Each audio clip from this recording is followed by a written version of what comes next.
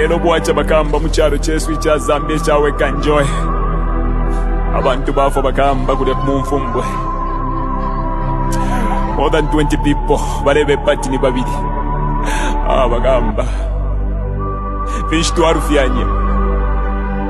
People have died. Mumino yabaka pakola. The police killing people. Why?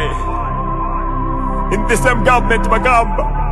Abductions have happened. Bagamba. If you're not with them, it's either you're dead or you're in prison. This government, yagwa agent, big man. Fish to arufyanye bakubika mu office. Fish to arufyanye. Why me? Missing. Achani ruba mwacho and dishonor. Where is why me? Agent, tell us with your government, where is why me? Give us why me. Justice for why me, big man. Wachila mo agent. Wala tupwisha mega kutupwisha bagamba. Katwale kya kulanda big man. Why you think? Maana watata. Sabe tuwasevana. Bagamba. Wanesa tuwapweni. Mujana chetu Icha Zambia Tuamona mwempwa Bagao Tuamona mwempwa Nama abductions bagao Owu muteko tualeta Wadulete lama Amazala mush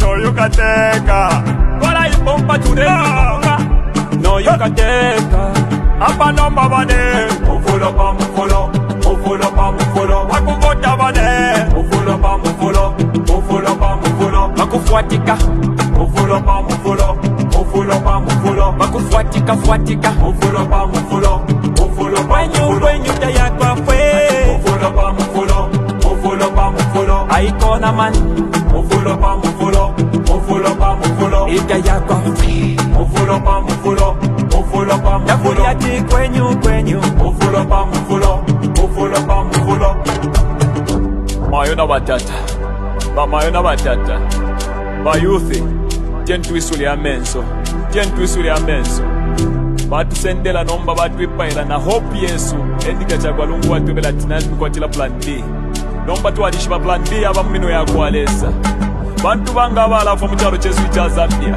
Nibanga abantu abala abducted mukyalo kyesu kya Zambia bambire kuli jeje banda nibanga abantu abala ba prison abena kitotela kilangwa bonze baba prison n'entungulu kina shimbi na shimbi muri one government yagwa agent abantu naba famweleza aikata nomba baikata na kuli etika chagwa lungu atukwatire plan abakubo byabyo omufulo big man mufulo pa mufulo bilabine batsendela etika chagwa apa nomba bane mufulo pa mufulo Mufulo pa mufulo Makuvota bane Mufulo pa mufulo Mufulo pa mufulo Makufuatika Mufulo pa mufulo Mufulo pa mufulo Makufuatika fuatika Mufulo pa mufulo Mufulo pa mufulo Wenyu tayakwa fwe Mufulo pa mufulo Mufulo pa mufulo Aikona man Mufulo pa mufulo Mufulo pa mufulo Itayakwa fwe Mufulo pa mufulo Mufulo pa mufulo Yakuli yati kwenyu Mufulo pa mufulo HH does not mean well for Mother Zambia. Zambia to Asebana, this is not the Mother Zambia that we were left with by our ancestors, our forefathers who fought so hard to liberate us.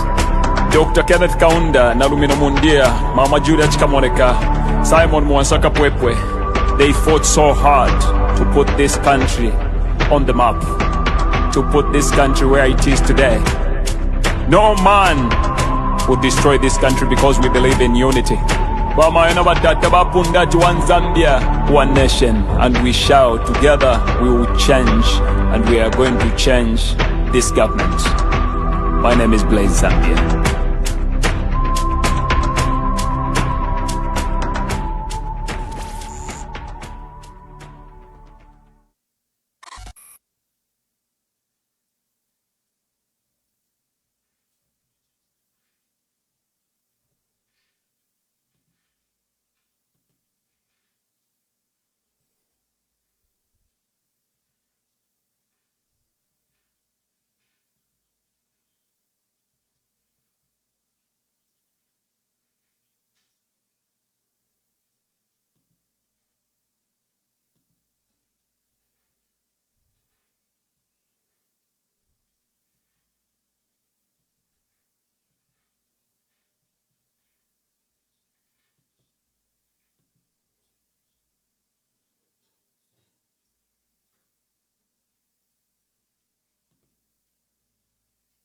we want to set a precedent, let them give us reasons why the current president should not go near the casket.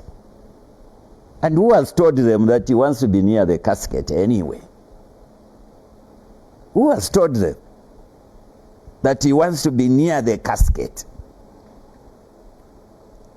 If they want to say he shouldn't see the body, but who has told them that he wants to see the body?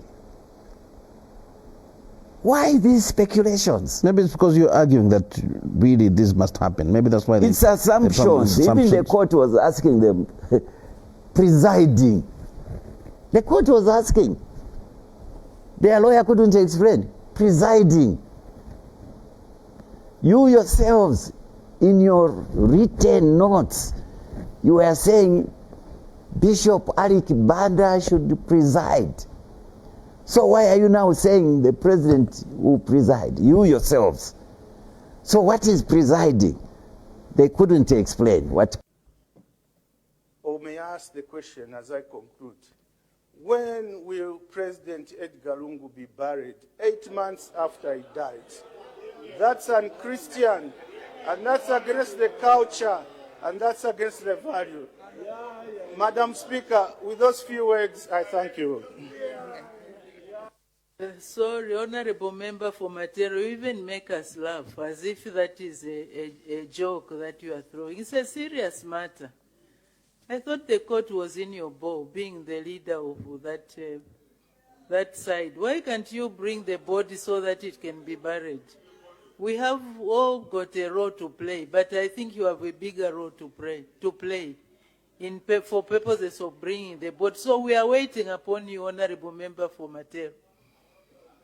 No, we want to say something. You have exhausted your time, have you? Or you still have 25 seconds. Proceed. Madam Speaker, may I conclude by appealing to government, especially the Minister of Justice and the Vice President. May they withdraw the case in the South African court so that we can bury President Edgar Lungu, so that this country can move on.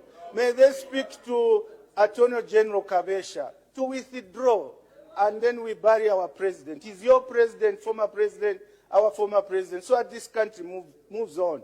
Unprecedented, the whole world. 8 months, a former president not buried. Thank you.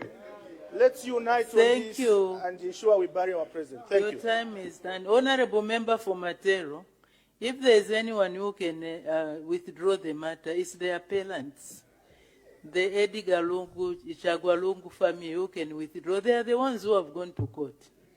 So how can the Vice President or the Minister of Foreign Affairs withdraw a matter which they did not start or they didn't bring? Get your facts right. Good day. Welcome to today's broadcast. Today we're privileged we are hosting Honorable MAKEBI ZULU, former MP for Malambo. Malambo, they say Malambo in Eastern Province, in Mfue District. He was also Eastern Province Minister. Is a renowned Lusaka lawyer, constitutional lawyer, and he just won the poll together with Honorable Harry Kalaba. The two polls we've had, we're going to have the last one on Wednesday, but he's done very well in the last two polls. Welcome to this platform, EMV. We've just won an international award. We are being recognized as the best podcast on political matters in Zambia. We are also being recognized as a source of serious news and news analysis from people Southern Africa and others looking for news about Zambia. We don't take that for granted. In fact, my technical team have said, how can I be number one and I'm not benefiting from this? The posters that rated this podcast give information to advertisers, marketers, and others that would like to have information. And then on verified and credible news, we are among the top 5. And among them was ZMBC. I'm ranked alongside ZMBC for whatever propaganda ZMBC does. It's among the top source of credible news in Zambia. And this platform is among the top 5. So we are grateful that you're following a credible platform. It's yet to grow more. We are on Spotify, we are on Amazon, we are on X, we are on TikTok, we are on YouTube, we are on Facebook. So we broadcast in multiple platforms, up to 15 platforms every time I'm doing a simulcast. Even this simulcast, you can catch us up on any of those forums. So I'm hosting Honorable MAKEBI Zulu, renowned lawyer, and let me take time to bring him over. He welcomes you, and we understand where he has been. Honorable MAKEBI Zulu, welcome to today's broadcast, and thank you for joining us, and thank you for sparing time from your very busy schedule, very busy campaign period. We are supposed to have a candidate from the Patriotic Front, but you've taken time away from there to be with us. We don't take it for granted. Welcome. Thanks for having me, and I'm happy to be here so we can converse over many things that have happened in the recent past. Like you have said, we've been quite busy going around the country, listening to people, talking to people. It's been a great experience, and yeah, we are happy to share our experience with everyone out there. Thank you. I thought you'd congratulate me for this international award. Congratulations for the international award. And by the way, you referred to Malambo as Mfue district. It's Mambwe district. Mfue is a constituency in Mpika. Yeah, boys in Chinga rather. Yes. So yeah, it's Mambwe district. No, but congratulations on your award. You're doing very well. And thanks for ambushing me. You had ambushed me last time. Let's go to the gist of the matter. The last time I saw you and you came to this platform was the day you filed in your nominations at the PF Secretariat, and you had a huge mass of people that turned up to support you. That was the last time that we saw you. Please give us an update where we are, and we just see pictures of you touring various provinces, meeting various stakeholders. Just walk us through that process.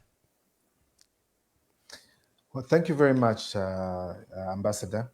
And like I said, it's been a great experience. From the time we expressed interest at the Secretariat, you know, the number of people that came there, the solidarity that was expressed, we were really grateful. But prior to that, obviously, you saw me engaging various people, amongst whom we had State Council, John Sangwa. You saw me talking to Mlenga Kapwepwe. I, of course, had a conversation with my colleague, Mr. Harry Kalaba, Honorable Harry Kalaba. We spoke to quite a number of people, political players. President Nason Musoni of All People's Congress, we had a chat with him. And of course, we had internal discussions amongst ourselves within the Patriotic Front Party, and several engagements. We've engaged chiefs, we've engaged structures, discussing an array of things that we think go to the very root of the proper governance of this country. We are in an era where we think governance is by trial and error. We are under a government that came that was birthed on a cradle of falsehoods, and now they have run out of lies to tell. And there's need for alternative leadership that brings hope to the people, leadership that answers to the aspirations of the people.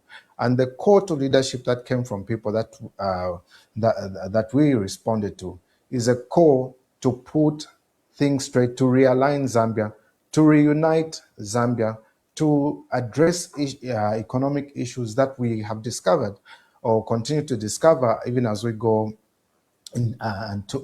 into different provinces, touring the country. One of the first places I went to was Eastern Province.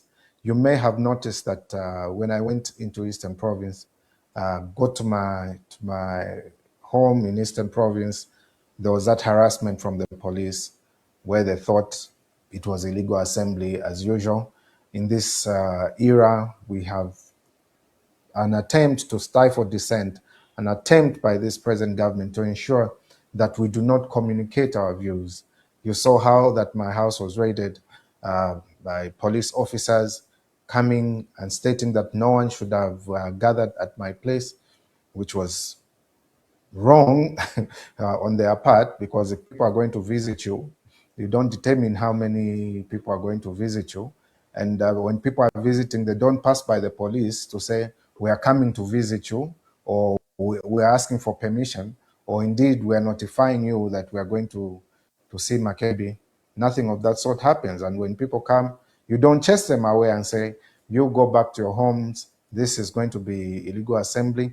So we have had this jitteriness or fear on the part of the government that we would be able to communicate and speak to different people messages of hope in a hopeless situation that we are in right now.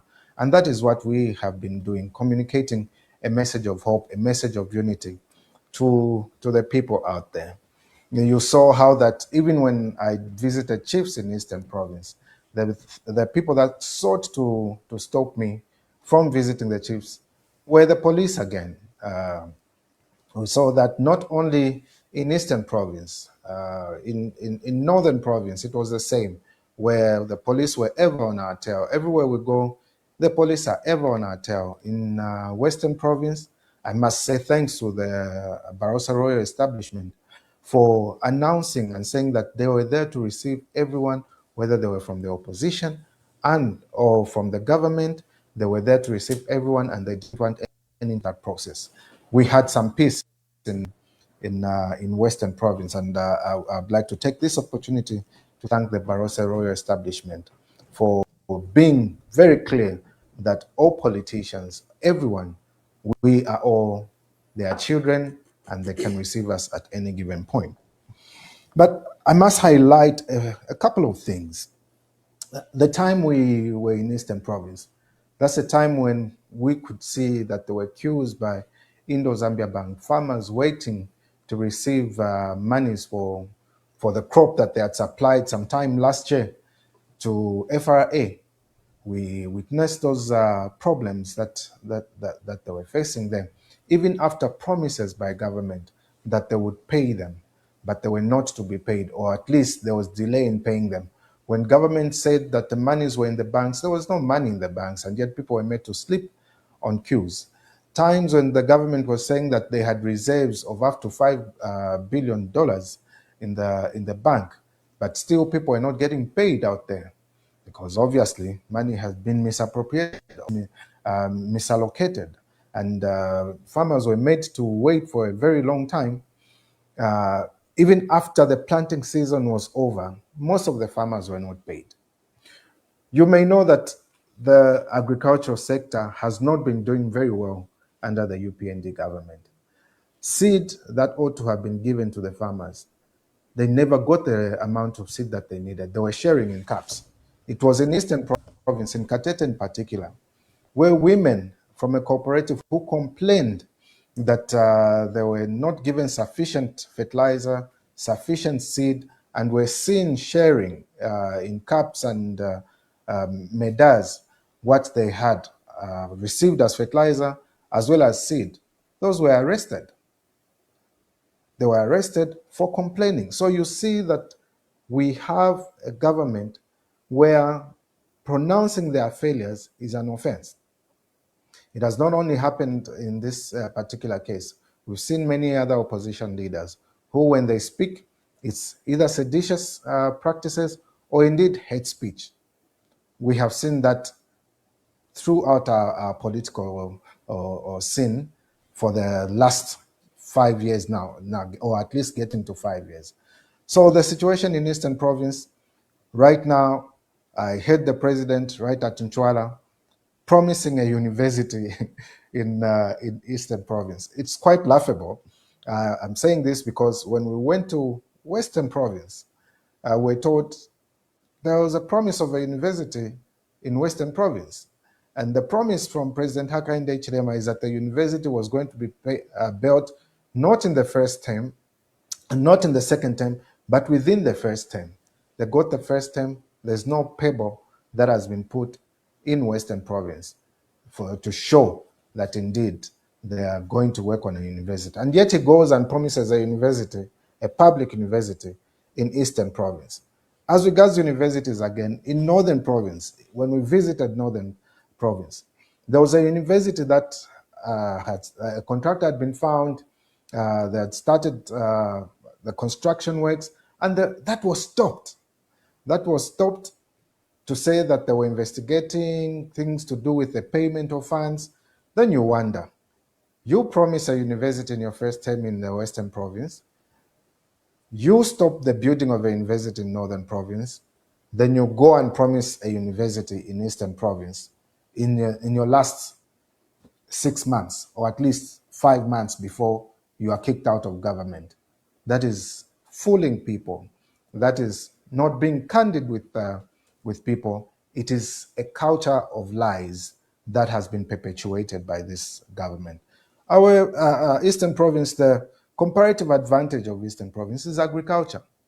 And the farmer out there in Eastern Province, none of them can say that during this tenure of the UPND, they have enjoyed the supply of inputs to them.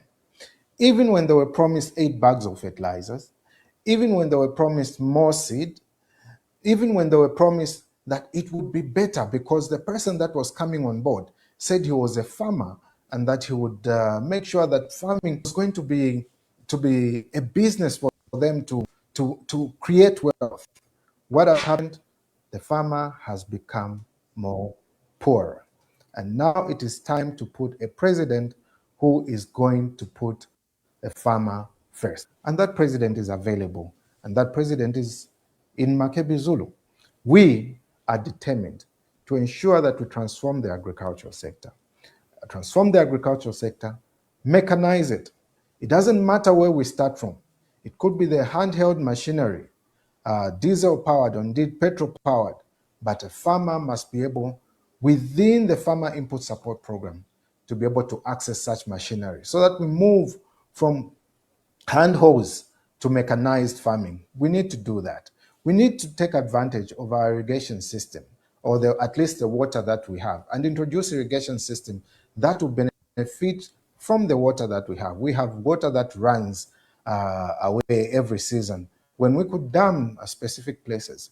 The government, or at least under PF, we had started the process of dam construction, because the idea was that in and out of season, we must have crop all year round. We need to move to that as a country. Malawi will always feed from Zambia. Congo will always feed from Zambia, and we need to take advantage of that. We moved from there. Of course, we visited the Copper Belt at some point where issues of small-scale miners were rife.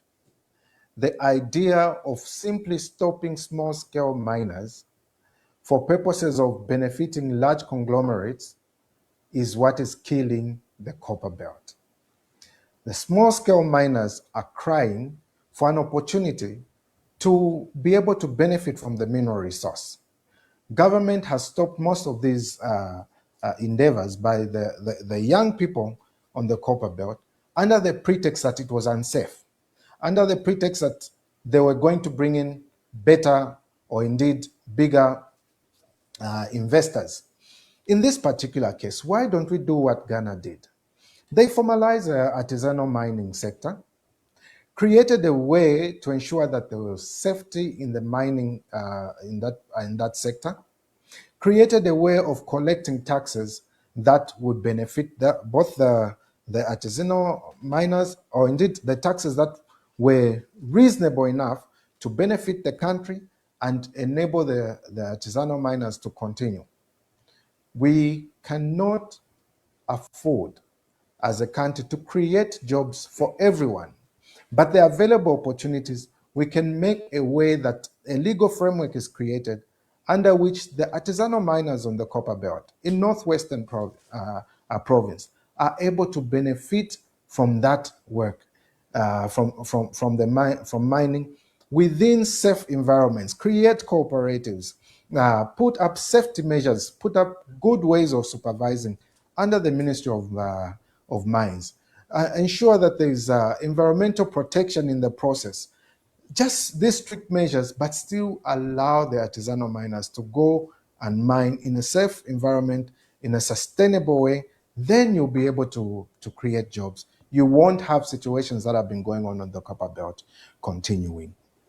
We move to Northern Province. In Northern Province and in all these other places, you will see that there are a lot of works that were begun under the previous, the PF government, that have been stopped by this government. The building of a hospital in Northern Province that was going to benefit Luapula Province, Northern Province, as well as Mchinga was stopped. The building of that university I referred to, is it Ntumba or Ntumba University, was stopped. A facility that was going to help the people in that particular area. District Hospital in Kasama, well, that was not to be. District hospitals around the province that were promised, or that at least that the PF government had started, those works came to a halt. You see that happening, and the complaints that are coming from the chiefs, roads that were started and stopped along the way for no apparent reason, or at least sometimes for a very lame reason. You may have noticed that some time back, the Minister of Infrastructure referred to the Chipata Vubi Road as not being economically viable. Now, if you're going to look at it from the perspective of only constructing roads because they're economically viable, and not understanding that the viability of a place economically has to do with being able to access that place. When people are able to easily access Vubwi, then it becomes economically viable. It's an issue of egg and chicken, which comes first. Accessibility should come first, then the economy of a place is improved, because it will be easier to get to those places. People will not be worried about their vehicles getting damaged to get to those places. And when you get to those places, you increase traffic. People will need a filling station in that place. And commerce will improve in that particular place. These are the issues that this government has not taken into account. Even when they found plans for building of roads in these different areas, most of them were abandoned under the pretext that they were not economically viable. That should be stopped. We need to get back to the drawing board, give accessibility to the people, build roads that we need to build. In the West, there was a complaint as regards the road. The only road that will get you to Western Province, or indeed Barosiland, is this road from Lusaka, get you there. From there, you can't go anywhere else. The roadworks that were done under PF are the same roads that are there. There's nothing new that has been done. The only thing that this government did was just complete the Limulunga Mongu Road, the road to the palace. That's the only road that they completed. They've been working on an 87-kilometer road for the last 2-3 years. Whether or not they'll finish it within the course of this year, that's not to be known. The onset of the rains obviously have disturbed. But obviously, to come and do things for purposes of an election in these provinces is what is draining the steam from the people, or at least the belief in the UPND. We've had all these experiences. Came to Luapula. Luapula is a place that can thrive. It's a place that can add economically to this country. It is a place that is mineral resourced, properly mineral resourced. It's a place that this government has neglected. Schools that were to be built have not been built, or indeed have been abandoned. Roads that should have been constructed have been abandoned because they have not been prioritized. In terms of education, in all these places that we've gone to, yes, the government says we are providing free education, but how come the teachers are not there? How come the places that you are providing education in are too few? The teacher-pupil ratio is too high. And then you wonder when you start saying that the grades are too low. Particularly, you talk of Western Province and say it has performed poorly. Why has it performed poorly? You, the government, must be able to answer those issues. Look at the teacher pupil ratio. Look at the quality of teachers that you're taking there. Sometimes we may not even talk about the quality of teachers. What about the amenities, or indeed the accommodation for the teachers, where they're supposed to be living, the conditions in those areas, in those rural areas? What are the conditions of the teachers when they get there? Will they have access to clean water? Will they have access to proper sanitation? Will they have access to proper accommodation? Will they have access to proper teaching materials? Will they have access to communication? All those are things that should be prioritized and worked on. You can't necessarily say they've performed poorly and lament that they've performed poorly without getting to the root cause. And something that was disheartening that we got to learn of in Western Province is the issue of animal husbandry. Western Province, a lot of people depend on rearing cattle in that place. When PF was in power, about 11,000 cattle were dipped. Deep tanks were put in different places. When this government came on board, they abandoned the issue of vaccination. They abandoned issues of dipping the animals. Instead, when they went there, they said we need to slaughter all the cattle in Western Province because of bovine pleural pneumonia that they had referred to, things that were not necessarily things that they could possibly be in control of if they acted earlier, or indeed if they took measures right now to keep the spread of bovine pleural pneumonia. You had all those issues brought, and the only way it was saved is because the Kuta, the Barroso establishment, stood and said, you cannot do that. You cannot kill all the animals in Western Province, which was a good thing. But even with that, you have big companies going there to buy beef. Was it an issue of disadvantaging the province? Was it an issue of allocating business elsewhere? Because right now, I can tell you, the cheapest place where you buy cattle from is Western Province. The cattle that is there is providing employment for most of the people. Why don't we look at that comparative advantage? Go there, invest in the people, invest in your own people, provide veterinary services in every district, make these medicines available for the farmers to access. That should be part of the farmer input support program. It should not just be about growing crop, and or it should even go into animal husbandry. Those are the things that we came across in our roundup of the provinces. And of course, there's more that we need to talk about. Thank you for a summary of your tour. Thank you, Honorable MAKEBI Zulu. Dear viewers, we are hosting former MP for Malambo, former Eastern Province Minister, former, is also, until recently, was a spokesperson for the late president and his family, and he's been a family lawyer. We'll get to that, but he's a PF presidential aspirant, and let's come to that. The Patriotic Front has been deplatformed. Legally, the ownership remains elsewhere, with expelled MP Robert Chabinga, who was even pledged to go to the UPND.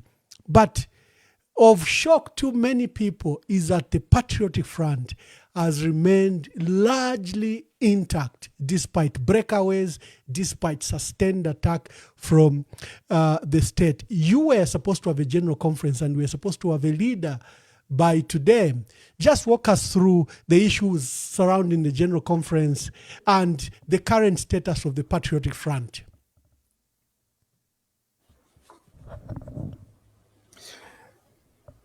it's been an interesting journey when you talk about the Patriotic Front Party. Right from the start, immediately after the Patriotic Front government lost power to the PNG, took over, then the fight for the heart and soul of the party began. Firstly, it was about crippling every member of the PF who was seen to be well off, who was seen to have some form of wealth. There was that witch hunt against everyone. Then they went for the heart of the party to ensure that they take it away and ensure that it does not appear on the ballot. Now, PF is demonized. PF is said to be corrupt. PF is said to be evil. PF is said to be everything that's not right, at least by the standards of the UPND. And having won by over 1 million votes, the fear of PF has been rife. It has been rife because they know that the accusations against the PF are ordinarily false, or at least the majority of the accusations are false.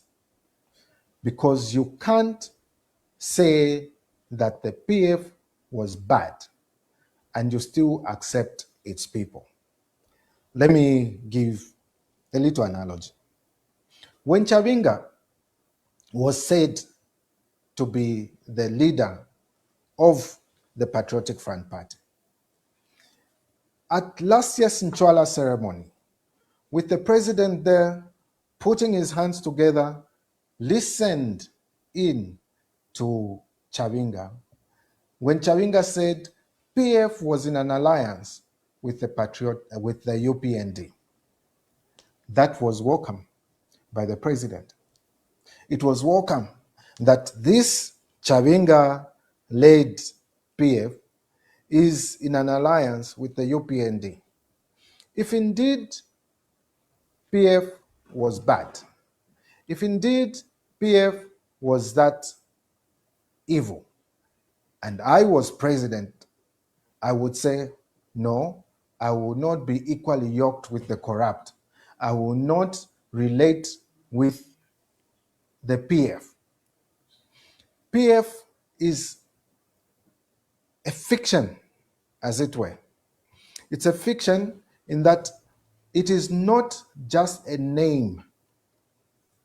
It is the people that constitute it, that make up what PF is. Why would you say PF, in terms of the name, is bad, but its people are good? Look at what has happened in this year's Nchwala, where most of the MPs lost UPND, and now they're on rampage trying to ransack the membership of PF to join the UPND.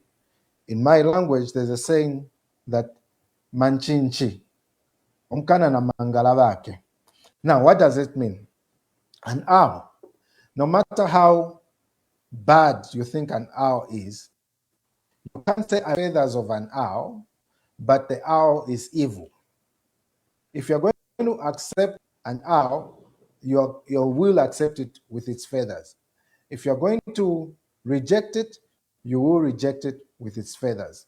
You can't say the PF is bad, but its people are good, because they're the ones that constitute the PF. So we have had that. Now there is this issue of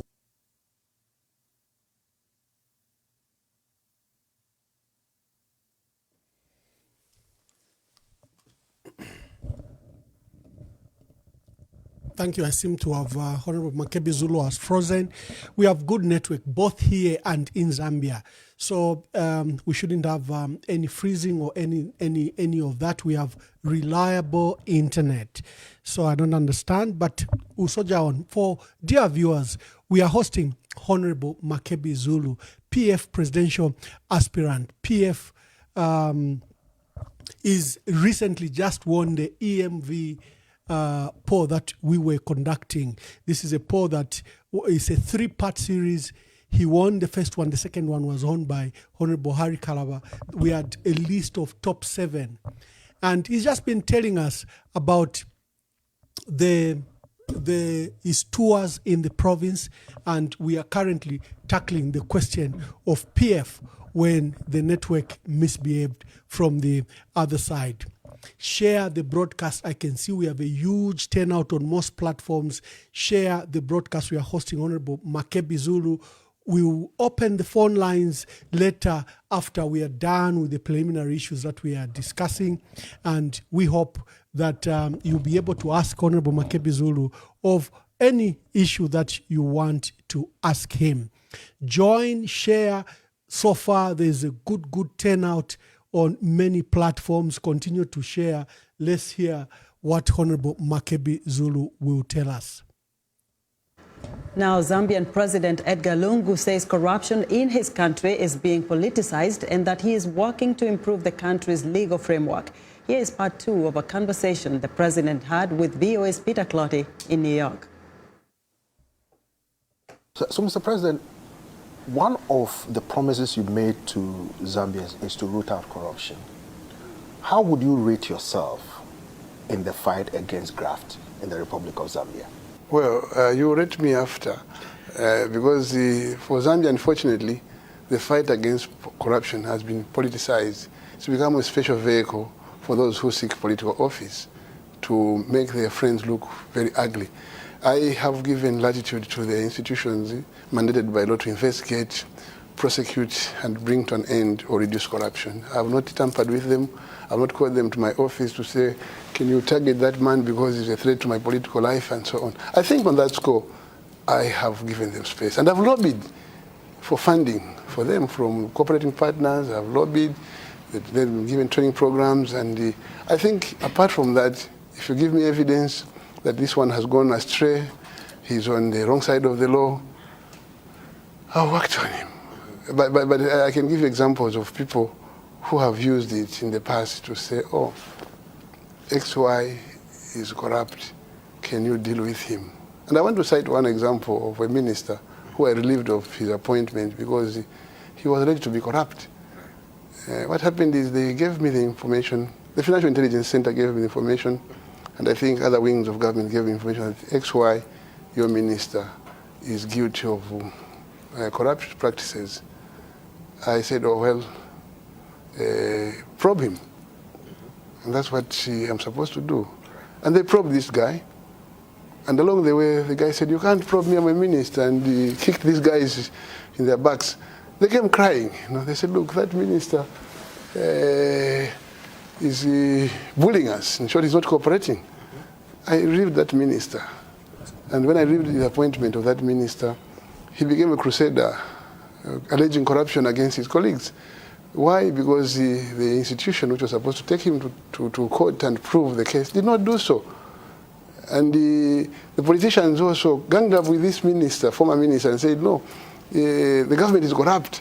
So you see, I think that by giving ground and space without interfering with the institutions mandated to investigate corruption, I've done very well. And I've challenged people that if the institutions are not working because of the legal framework being inadequate, let me know how we can follow through so that we give them the power and the teeth. That's what you do. Because I cannot be president and be responsible.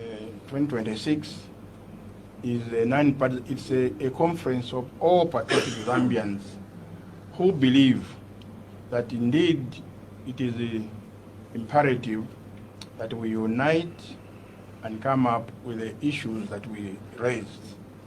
In fact, the formations and political parties themselves with whom we've been meeting with have already decided among themselves that the delegates to that conference, 45% will come from the political formations, and 5% of the delegates will come from non-civil society. And the civil society includes the traditional leaders, the colleagues in the Oasis Forum, and young people, and also there will be gender, affirmative action involved in all that, and that process is all ongoing. We hope that by the time we end, I think in the next few days, we shall have an all-inclusive People's Assembly meeting in Lusaka somewhere, at which we'll come up with resolutions that can advance our country forward. Thank you very much. Is that satisfactory? Yes. Okay, but I should also say that in a democracy, we should never be under a delusion that every single individual would agree to the same things. So everybody is free to endorse who they want to endorse or not to endorse who they want to endorse. And the culture of various vulnerable people or threatened people endorsing the ruling party is not new, and it's not surprising, and it can be judged for what it is. There have always been such moves because of this over-centralization and over-personalization of power. Many people, if not all of us, our livelihood is in the hand of to kill PF. And the same people should be presiding over his 10th memorial. The same people should be putting his ghost to rest forever, and we are watching. We can't accept that. That's why people are saying, what's going on in Zambia? What's going on? Because I don't want to say people were happy and excited when Mr. Sata passed on, because that's a fact. You can check it out for yourself. I don't want to say from day one, after Mr. Sata died, people began trying to destroy his memory by destroying PF. To put it very in clear context, you are saying when Mr. Sata died, some people celebrated. Yes. They even began to campaign immediately. Yes. Yes. They saw it as an opportunity to get to office. Yes. So that is a fact. And now, the same people went further when they got power in 2021 to destroy his party. And tomorrow they want to attend the memorial to make sure that even his party dies with him forever. We can't allow that. So for me, I'm waiting between now and tomorrow morning to see what happens. How can you allow somebody who has murdered your son or your daughter and you are still mourning to come and attend the funeral and be made to speak at the funeral? But how good your son was. And you know about it, you say, wait a minute, what's happening? And I think I can just say the whole thing, I summed it up when I spoke to one guy. I said,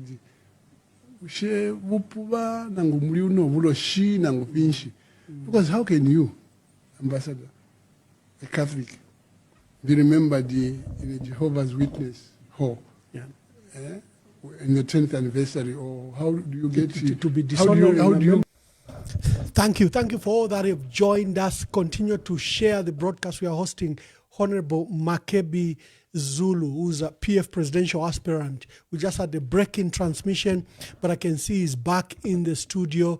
And we are going to have a wonderful broadcast. Whatever the issues, we'll have a wonderful broadcast. He was just discussing, first of all, his arrival at the PF Secretariat when we last saw him, and then he undertook tours to the provinces. He did a summary of the country. Through his lenses with the provinces, he found the development deficiencies he found and even the harassment he faced. We're currently discussing the status of the Patriotic Front, that despite the state attacking it relentlessly, deplatforming its leaders, exiling its leaders, imprisoning its leaders, it has shocked many people that despite the breakaways, the PF remain largely intact. And our people know when we say PF, which PF we mean. Many will try to say the PF is dead. MAKEBI ZULU is here to tell us. And Honorable MAKEBI ZULU, thank you, and thank you for coming back onto the program. Continue with you were giving the issue of the so-called MPs at last year's Inchwala ceremony, they pledged support to President Hakainde Hichilema. But this, they pledged the same thing. In fact, if you play the two scripts, they appear they're identical. Just pick up the conversation from where you had left it. Thank you so much. Sorry for that breaking transmission. I've had to turn on my VPN for stability, and here we are. So, I was addressing the fact that the PF is a movement. It's beyond a name. And the very fact that the UPND have now gone to an extent of now trying to change the electoral laws. They're changing the electoral laws at the backdrop of us as PF joined hands with other parties to win elections. Now they are coming to a point where they're saying we have to change the law. The issue of delimitation that I was referring to was done without consultation.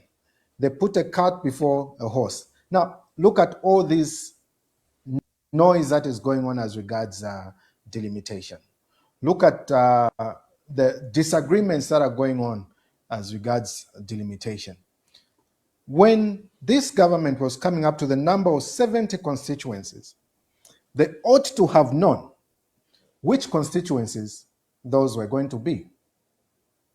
To just dream up or pluck out a figure from the air and say, we're going to have 70 constituencies is not a mockery. I can guarantee you, they already know where they want to take all those constituencies. They can't now start going to all the 116 districts to say, let's discuss how best we can have delimitation of constituencies district. And Kasaro came and says, it is not possible that we're going to have delimitation in all the districts. Now, what is going to inform your coming up with these new constituencies? If there's nothing that informed your amendment of the Constitution to come up with, unless this is also a mockery, which I suggest it is, because there is no way you could come up with a definite number such as 70, and you don't know where you're going to have those constituencies. This process of consultation is a corrupt process of eating or at least abusing the money that people ought to have. Monies that ought to be used for other issues are now being used for fake or at least bogus consultations when it is already known, at least I suggest that it is already known, where those constituencies are going to be. I would not be surprised if those constituencies will be in the strongholds of the UPND, because we already know that no one wants to consult after the fact. The same way they did when they set up that technical committee to say we're taking back this Bill 7 to Parliament, and never got anything that technical committee came up with.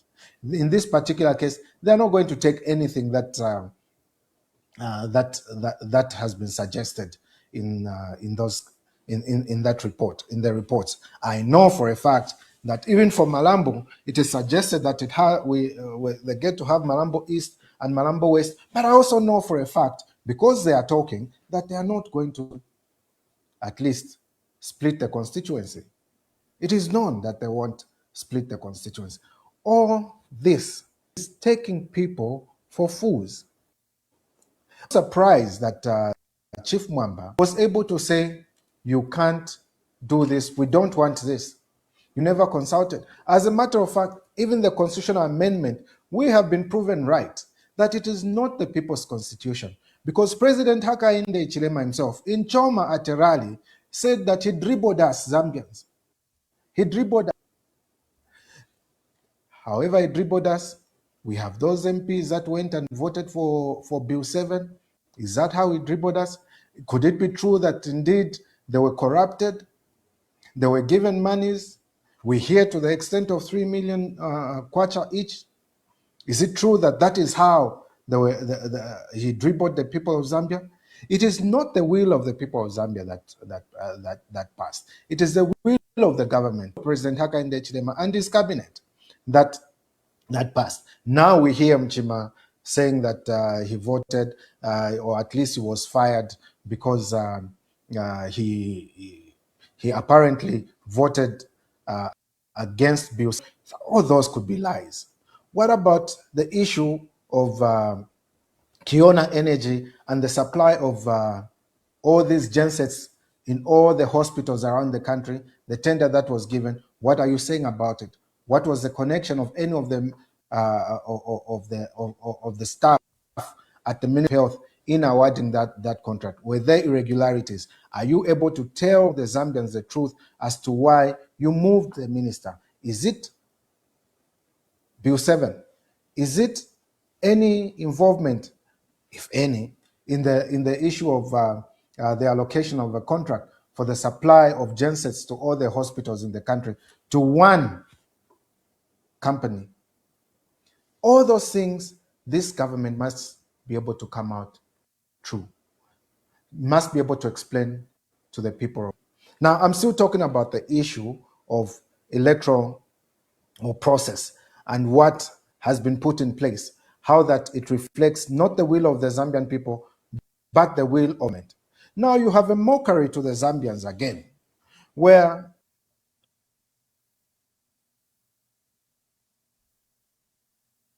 you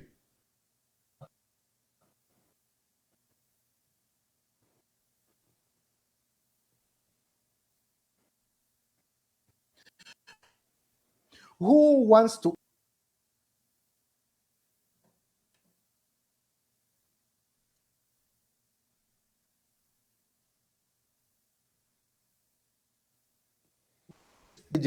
say big negligent because you carry out your work as we require you to, will make it by taking out security feature the ballot paper.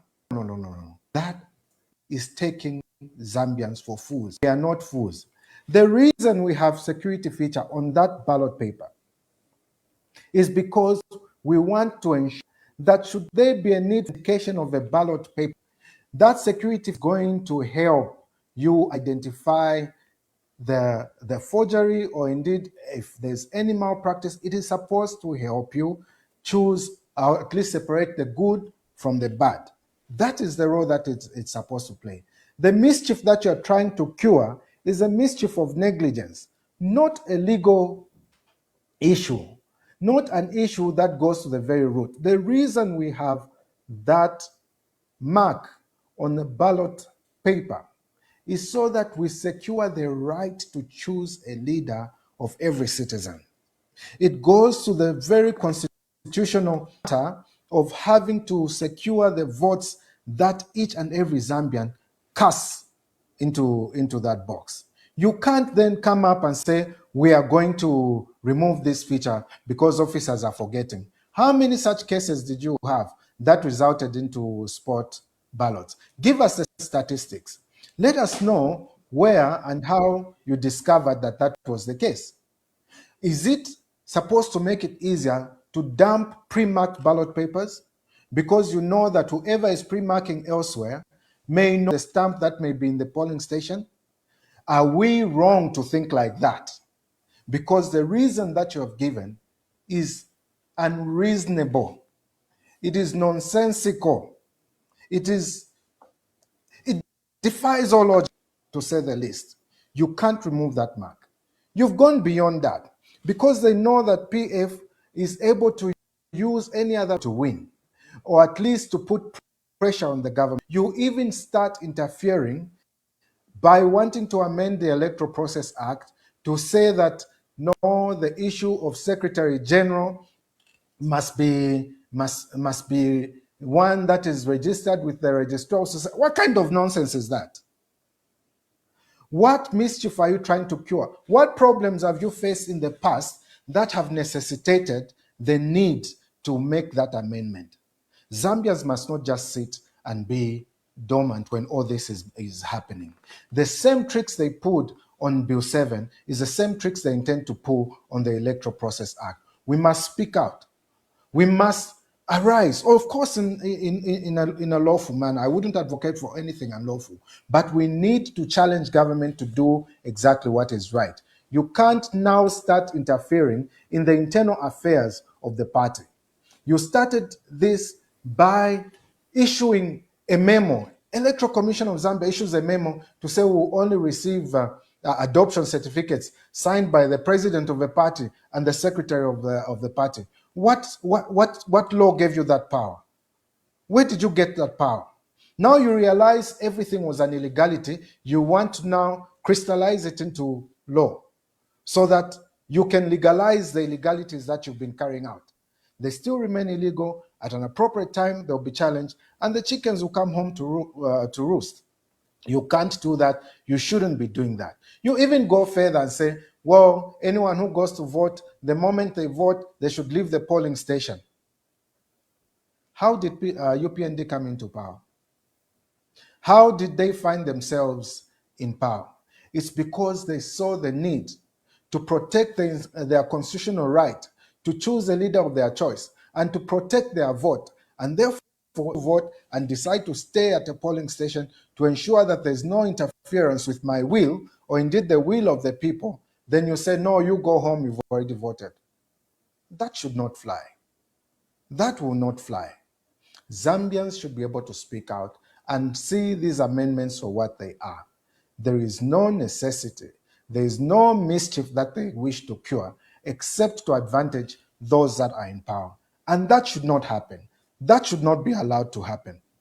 We have this going on because they know that whatever vehicle that the PF is going to choose, and by the way, we are prepared to use another vehicle, and we are preparing to choose a leader amongst ourselves because the party has been taken away.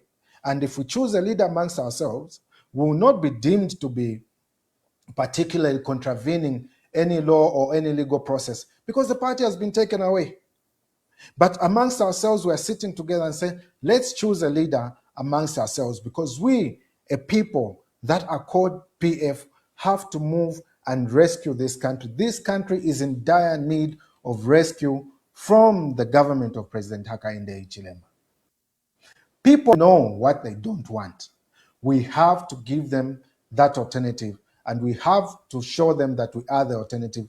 And indeed, it is for that reason that I came on board to offer myself as an alternative to the governance that we've experienced by President Hakainde Hichilema.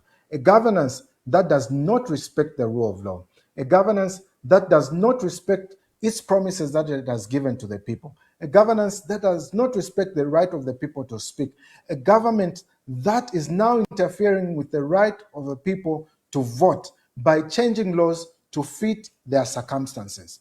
We do not need such a government.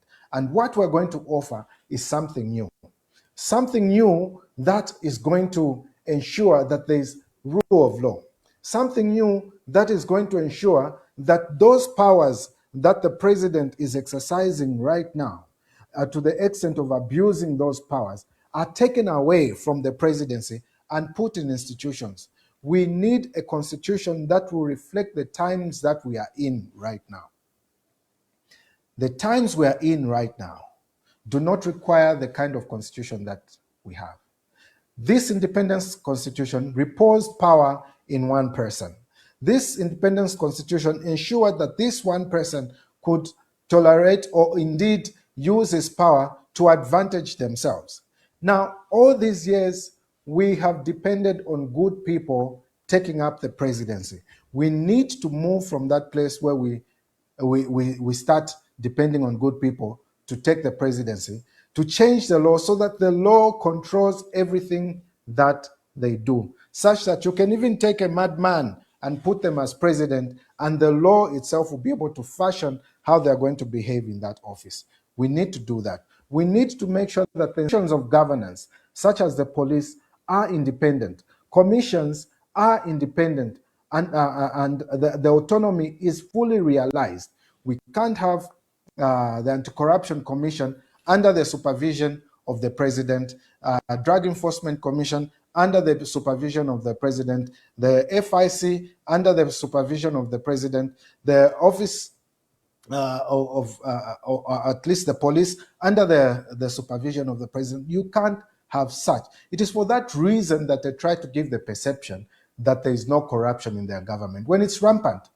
It's rampant because the controls that are supposed to be there to ensure the autonomy of commissions, the autonomy of investigative wings are not there. We hear how that in the Ministry of Youth, monies that were intended for the youths, at least 40% was abused. Why don't you bring those that abused those resources to book? Why are you only transferring persons that have abused their positions? What has happened to that 40%? Out of the 100%, you use 60%, 40% goes missing, or at least is mistreated, and all you do is move a person who is acting in that position, all you do is move the permanent secretary. Quietly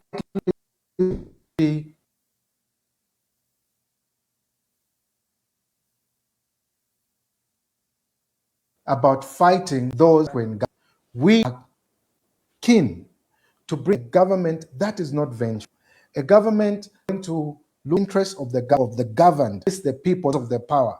Look at their interests.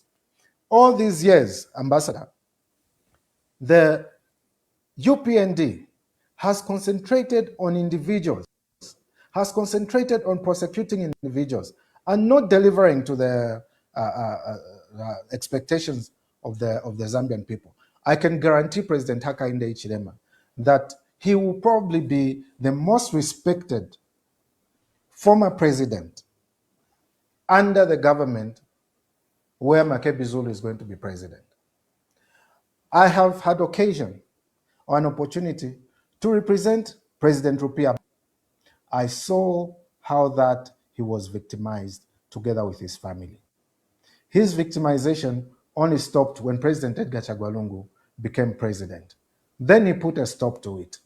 I had opportunity to represent President Edgar Chagwa Lungu, his family, as well as the members of the Patriotic Front Party. I have seen how that they are victimized. I have seen how that families have suffered because the governments to think that the only person that they are troubling is this one individual. Do you know they have children? Do you know they have relatives? Do you know they have grandchildren? Do you know that there are other people? It has a ripple effect as to what when you do that. That politics of vengeance needs to come to an end. President Hakainde Hichilema, you'll be the most respected former president this country has ever had because we intend to put a stop to that. Whatever may have happened in this period of governance, that we're willing to forego. Dignify you in your position as former president. Make use of you as a statesman to rebuild the image of this country, to put confidence back in the image of this country, that we have a country that respects its former president. We need to do that. We need to move to that. So in all this, we are saying it is about Zambia. It is about respecting the institutions of governance. It is about making sure that the autonomy of the commissions, the ECZ, or the investigative wings is guaranteed, so that the reflection of everything that they do is not the will of the governor, or indeed the party in power, or indeed the person who's president, but it is the will of the Zambian people. Because that's what we are called to do. This country is divided. It's divided on tribal lines. It's divided on party lines. It's divided based on regions. And we need to bring that to a stop. And that is what we are offering. That is what we are telling the Zambian people we need to do.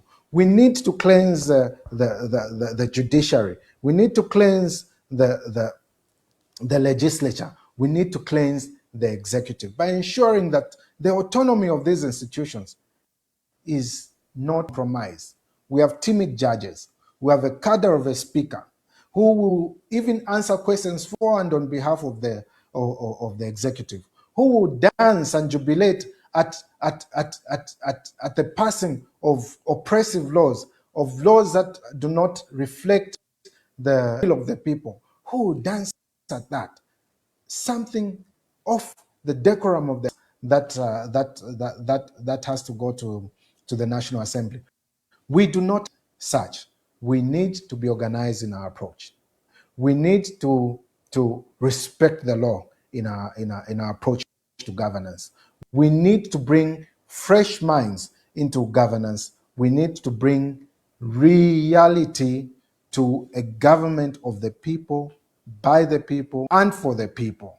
Not a government that only wants to perpetuate its stay in power. Everything that is being done by the government is to try and perpetuate its stay in power.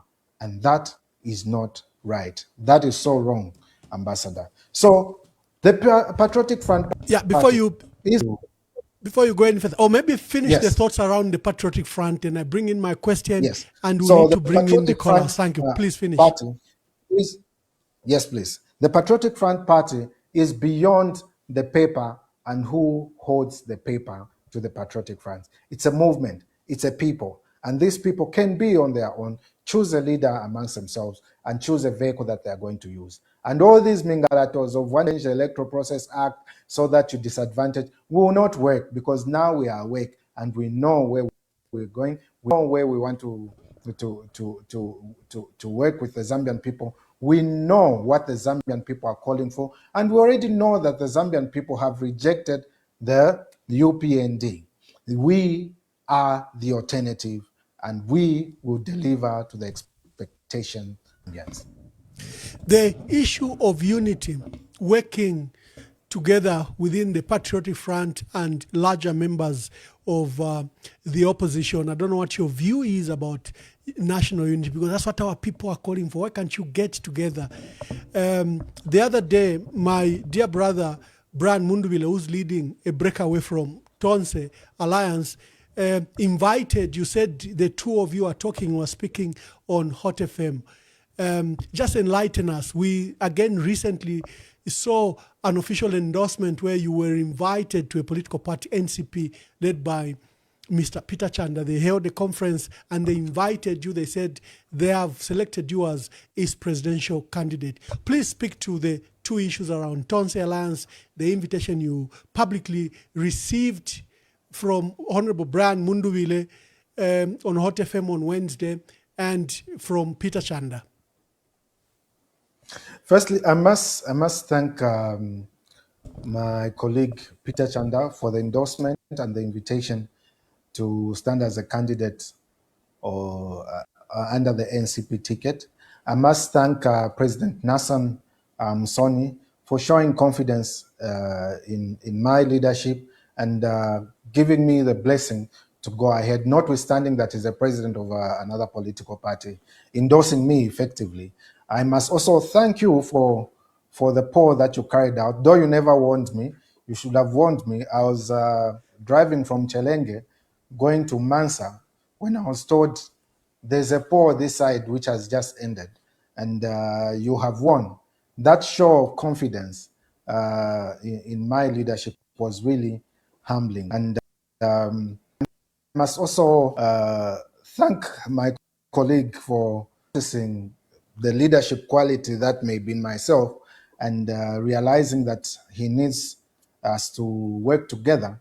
And I must say this, that before the abandonment of my colleague, before he abandoned the Patriotic Front Party. Your colleague, we were please talking. tell us a name. Yes. Yes. My colleague Brian Mundubile, we were talking before he abandoned the Patriotic Front Party. And as a matter of fact, I think this is the point at which the public must, that right from the onset, I had made a proposal to colleagues to say, the manner in which we're going to approach these intra-party elections is going to be very important. And I did suggest that if we moved from province to province together and address the delegates together, where President Given Luwinda speaks, I speak, my colleague Brian Mundubile speaks, Chimba Kambwidi speaks, Sampa speaks. We talk to our delegates.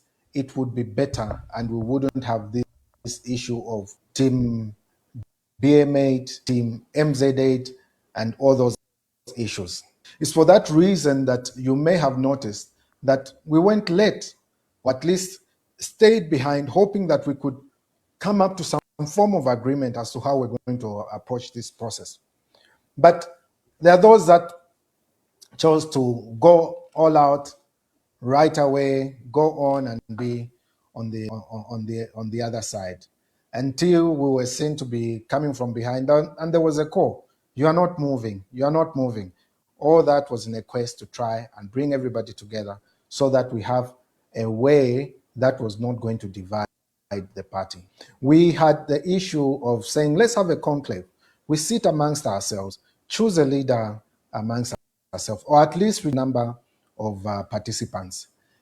It is at this point I wish to commend you and Honorable Mao Sampa, Honorable Mtotwe Kafwaya, for realizing this may not be my time, though I have the capacity to lead, I have all the qualities. This may not be my time. I will instead step back and leave the rest to fewer people. That is very commendable. And I'm talking about the issue of unity. So we decided, okay, let's have a conclave. Just for clarification, Honorable MAKEBI ZULU. Yes. Just clarify that, because the way you've put it, like you are the one who's withdrawing.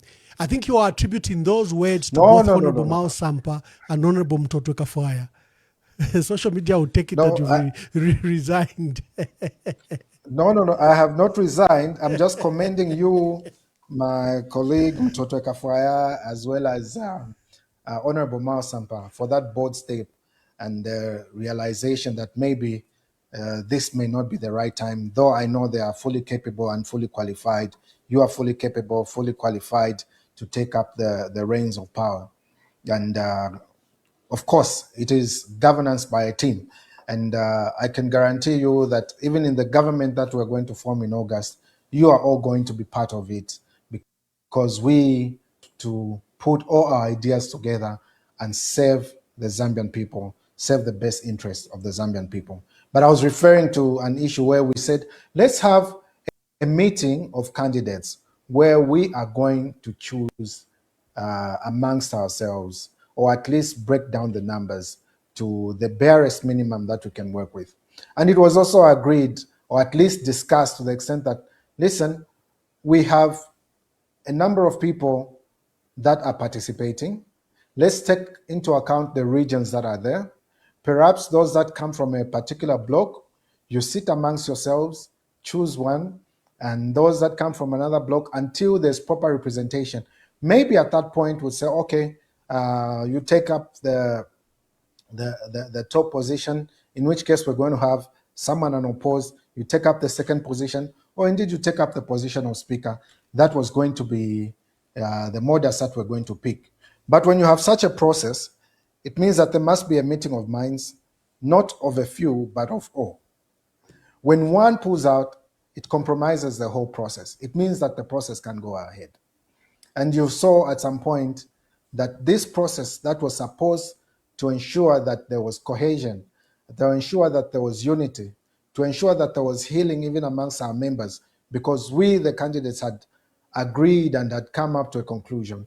We saw that my brother, Brian Mundubile, pulled out of that process. And even after that, of course, we were engaging still, because he was still part of PF. Now we are at a place where he has moved out of PF. I have remained in PF.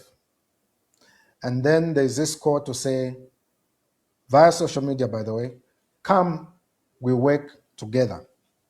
The analogy I can give you is that of the prodigal son.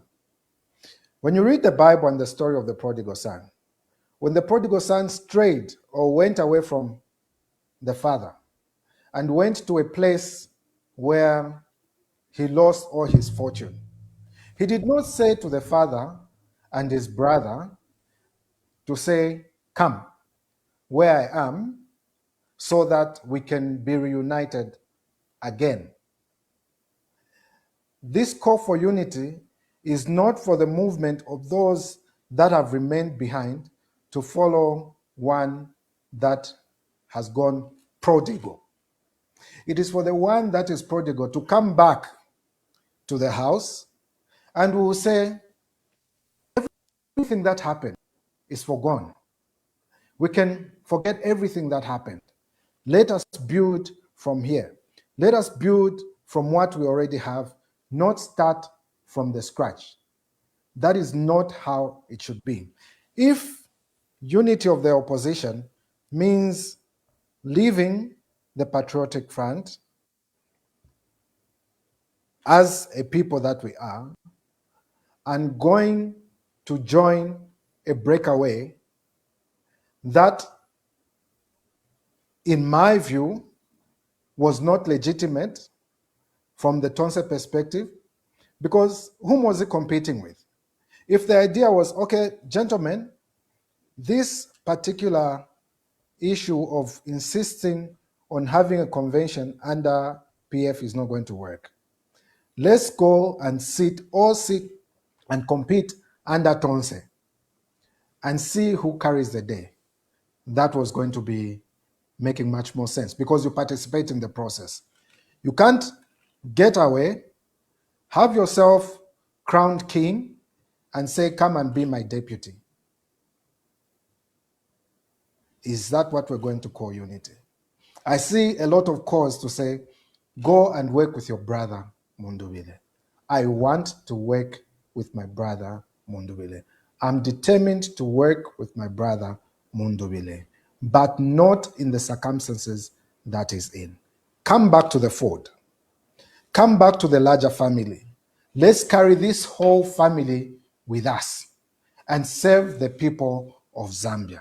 The process that was undertaken is not a process that gives legitimacy to your position. It's a process that shows that you must have it all and have it all to yourself. And everybody else must support that cause. That is not how we should approach that. Let's come together. Let's sit together. Let's carry the whole family together. We are willing to come for the one that is lost and not necessarily abandon the 99. We want you to come to the 99 so that as 100, we can fight this fight together and bring proper unity to the party. What I don't agree with is that unity means everyone moving and going to join FTD. I think unity is us coming together with the larger family and say, where do we go from here? That's my perspective on that issue. I'm glad that he acknowledges the value that I may add to his team. I'm glad that he's willing for us to work together, but my question is right. Let's do things the proper way. Let's participate in a process that heals and not a process that breaks.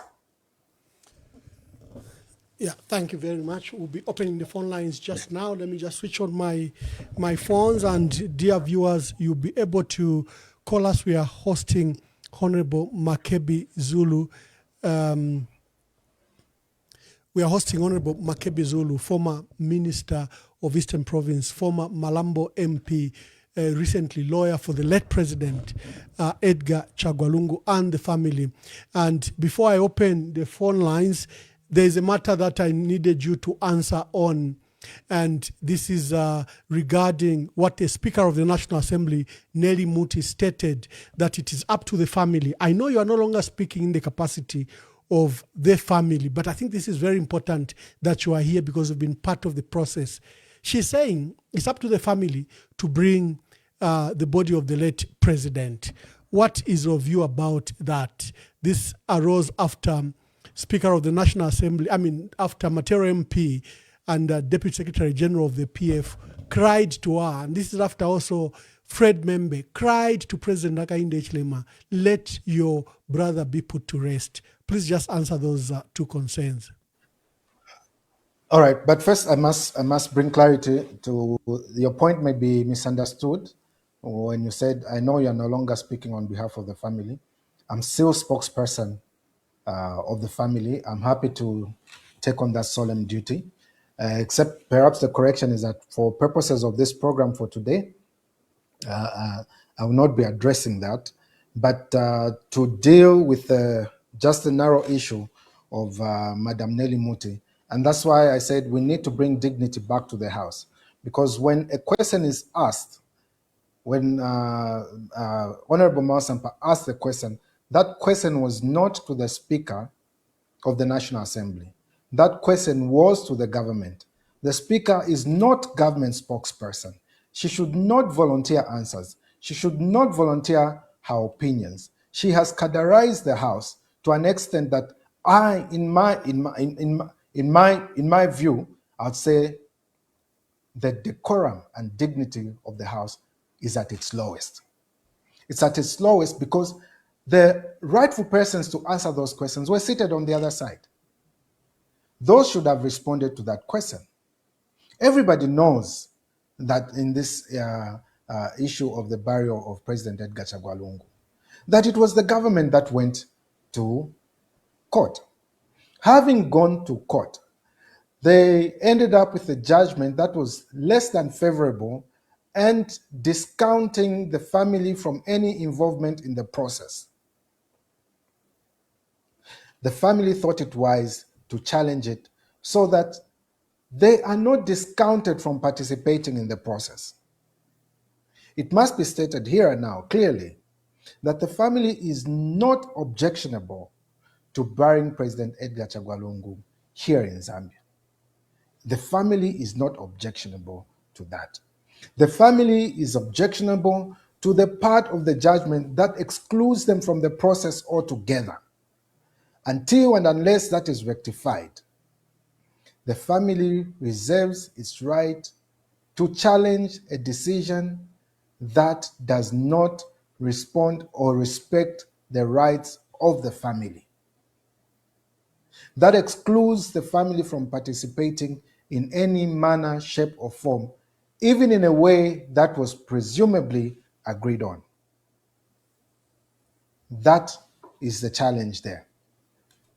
Nelly Muti, the Right Honorable Nelly Muti, has to take out those UPND sunglasses and see herself as an umpire who is there to regulate deliberations, to ensure that the deliberations are protecting the rights of the members of parliament to express themselves. Parliament is for speaking, to express themselves. Let the executive answer the questions that are put to them. Don't answer for them. Unless you're suggesting to us that they are so dull, they can't give the answer that you gave. You think you are the spokesperson for them, and they can't think the way you think.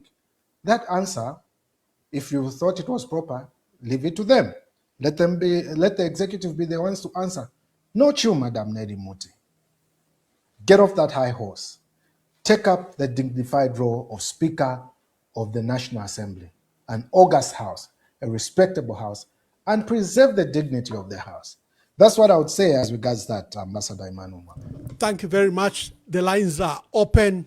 The numbers are buzzing.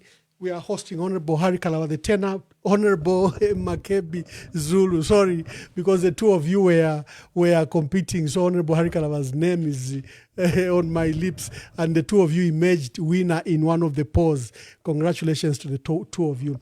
Now, let's take the phone calls. The phones are buzzing. Keep on sharing the broadcast. The turnout is huge, but keep on sharing the broadcast. Hello, caller. Please tell us your name and your contributions. Good evening, Ambassador Mwamba. Good evening. Please tell us your name and your quick contributions so that we can take as many calls as possible.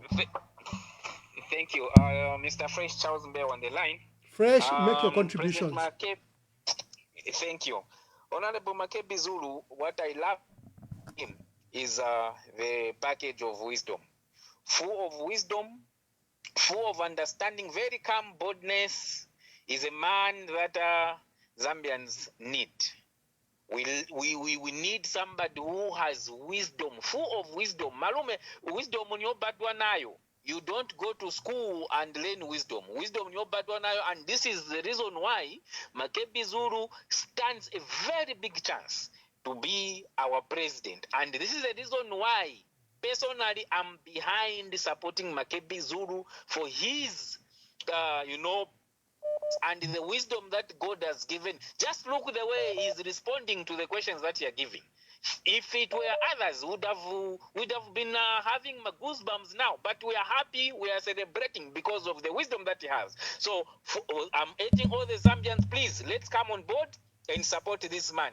God bless you, Honorable MAKEBI ZULU, and be safe wherever you are. Thank you. Hello, caller. Please tell us your name and where you are calling us from, and give us your contributions or questions. Thank you, Ambassador Mwamba. Thank you for hosting our president. My name is Sinyangwe Dani, calling you from Canada. Honorable MAKEBI ZULU, you can see that today the nation of Zambia is tuned, watching, and listening to you. But MAKEBI ZULU, like the first caller said, you're a man of wisdom, and your wisdom is going to take you places. Your wisdom is what is going to bring hope to Zambians. And my appeal to you, Honorable MAKEBI ZULU, this is our time. This is our time, and your time is you're bringing new things for Zambians. I am so glad, I am so happy that you are here today with us and you are sharing everything with us. God bless you, MAKEBI ZULU. We love you, and God will see you, that you are going to lead Zambia. Zikomo kwambili.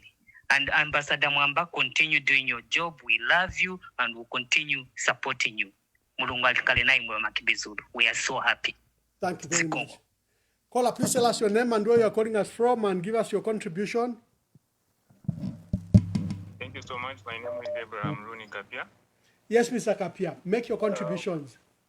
Yes. President, Mwananda Bunosa na Telekonga. Otherwise, we should have president Muri Monishina Kwataishu. Bu president na Mufika, Kabili na Moneka. If Mule Ascafio, and if Mulela and Dabantu Badiamfo. This is good. You know, for a bit of Adishibo Koba Tao Chachin. You know, part one, so I chose right. I chose the right person. I chose the right candidate. May God bless you. Bantu amano ya fulishari. Kenya ya fulida kofiso that Zambia ikabe safe. Ningu fabuno para mulandilo kweba tinga mwaba president. Ba president akainde ichi matamaga bachushe ko bakaba respected kumuntu uli wonse. Bantu na tumono kweba tifire stike fare stika kulu mvya ko bachifya kola shupa ba president ishani. Imota mwaka shupe po muntu uli wonse. Ifo tule fwa unity yo ine. Thank you so much, Mr. President. Konkanye nipokola shite fine muleshita. Nongola ndefi fya kupela kwa encouragement kubantu. Thank you. Thank you. Hello, caller. Please tell us your name and where you are calling us from, and give us your contribution. Good evening, Ambassador. Good evening. Awe, bushakwe na ba Mwamba, ba MAKEBI ZULU. That's why I say every day ba platform pa mien. Bantu, I don't even know what to say. This man, he's a very well packaged man. Full package that Zambia needs. We want to appreciate Honorable MAKEBI ZULU for coming through to take part in the presidential race. And we Zambians, we are ready. Because I can see that the entire Zambia is watching. Na baruani bonse bale tamba. Bonse bashirefo kumona Zambia kweba tiye pantanch. Bale tamba. And I believe that one day they will come to their senses and they will follow such a leader like MAKEBI ZULU. Mr. MAKEBI ZULU, may God continue protecting you and blessing you. Zambia is behind you, just like the way God is behind you. Thank you, Ambassador, for doing the great works you are doing. Thank you very much. Thank you. Keep on calling. The lines are open. We are hosting Honorable MAKEBI ZULU. He's still family spokesperson for the late president, as you heard. I thought I didn't understand, but he has made it very clear. But he's a PF presidential candidate. Hello, caller, please tell us your name and where you're calling us from and make your contributions. Hello, Ambassador. Mkonjava. Mkwaiba Mkonge.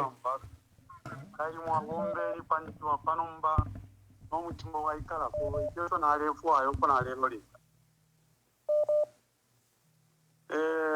ambassador question imwe nkwete na contribution imwe question ndi kushako ba MAKEBI ZULU banje bekoine kwena aliwo asakamana kana because ambassador imwe kale mwalipire ndala mashaku iminina bachimbaka ngwiri na bambi na mundubire nemyaka eshapita kona tuishiwa ero ageni mpaka tuwatangwa na mukwe bachi ba abafyashi bafwa batusha MAKEBI ZULU balikere fyo kuranda ku murandwa wa mfu watu ale fyo kwa kwino sana yonse to alero lerano kweba tumfe kwa mapute tuku makuli bena nomba after MAKEBI ZULU basa chitajikireo kweba kwena ine nara iminina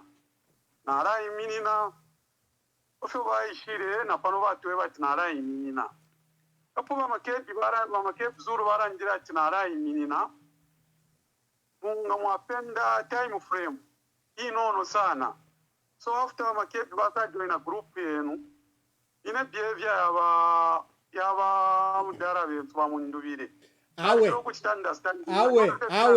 mwalishi wa maruzi apano wa munkonge landeni fye pali wa MAKEBI ZULU na contribution tulalanda pa ma candidates bambi okay naumfa wa mwamba naumfa nomba keni ndande contribution endesheni hello yes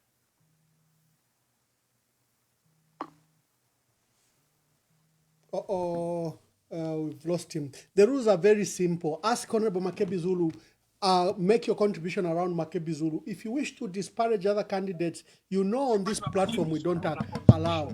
Hello, caller, please tell us your name and where you are calling us from. This is from Livingston. You can switch off the other phone, it's giving us feedback. Ndifo kushako ba MAKEBI ZULU. I think MAKEBI, you are such a good leader and a blessing to this country. Now, the other thing that they are prodigal son. Of course, umuntu ngafuma munani kane mu PF tete mungi. And all those that are support break away, I think they should understand this fact and thank God that MAKEBI ZULU barondora bono sana.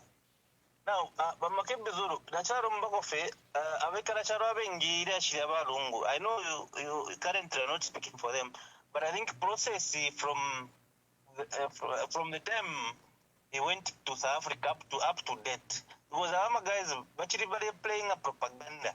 So ndero mbako fe mulondoro ile abantu step by step so that we understand that. Thank you very much. Hello, caller, please tell us your name and where you're calling us from and give us your contribution. Hello, Honorable Mwamba.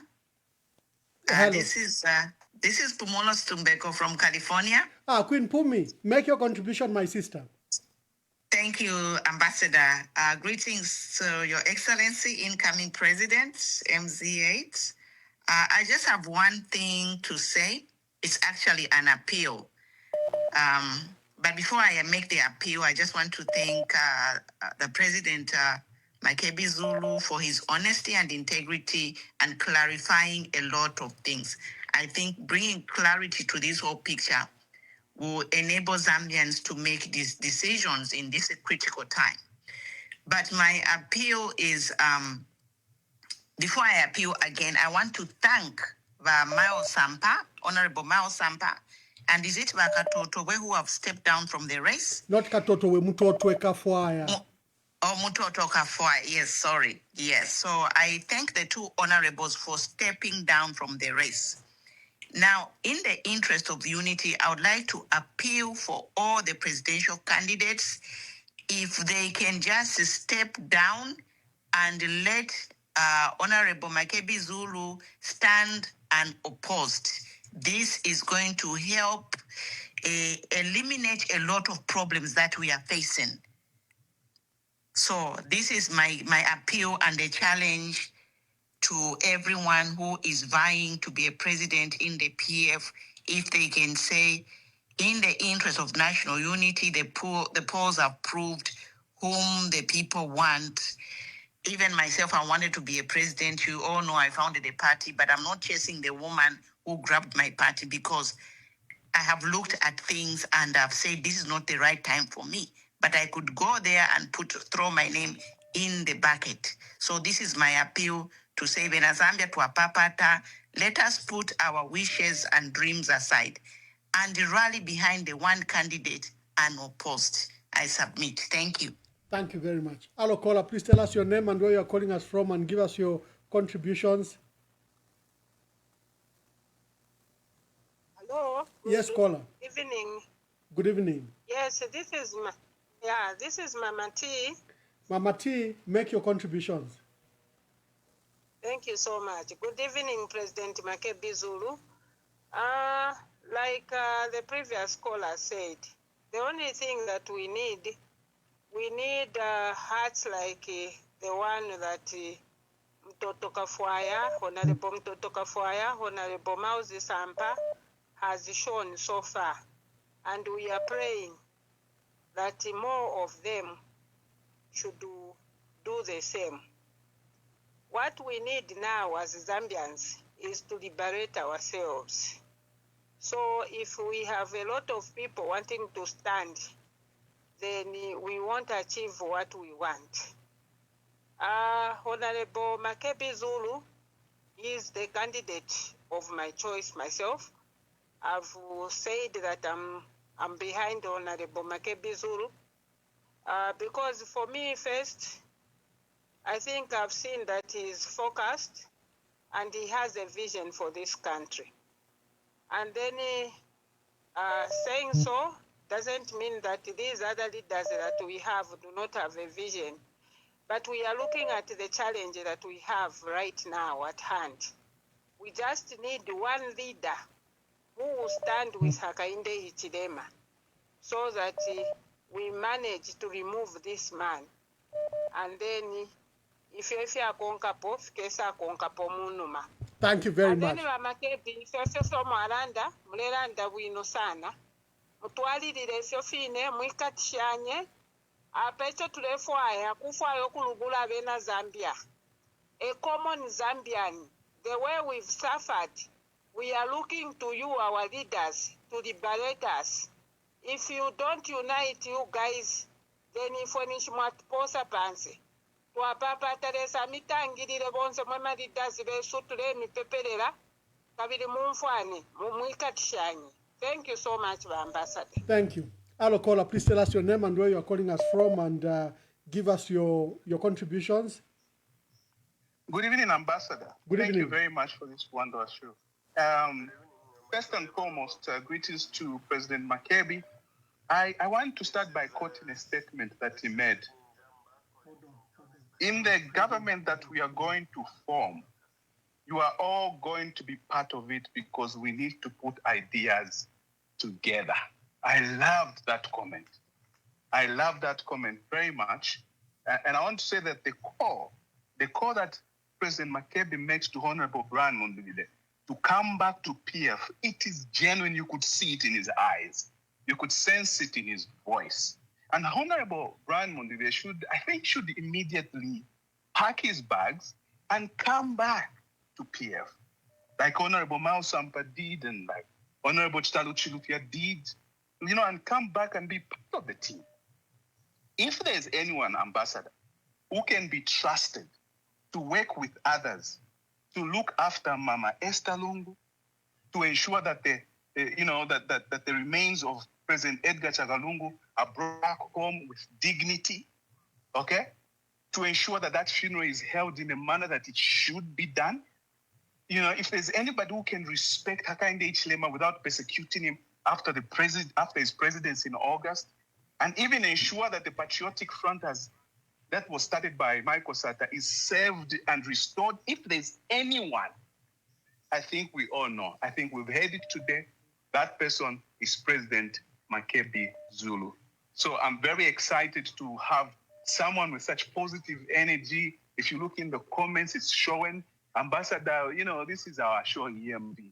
And we know the numbers. Today we are hitting 1,800. It means he's attracting people. And this is good. So much support from everywhere. Abashire Mona, Abashire Stand, I think they need to take a leaf from this wise, man that God has put, before us this time. Let's rally behind him. Let's support him. And let's do this together, because this is our country and we need to be headed together in unity in one direction. Thank you so much, Ambassador. Thank you. The calls are so many. Please be brief, Alokola, so that we can allow others to contribute. Alokola, you are live. Hello, good evening, Emmanuel, Ambassador Emmanuel Mwamba. Good evening. Sydney Njamba here, calling from Johannesburg, South Africa.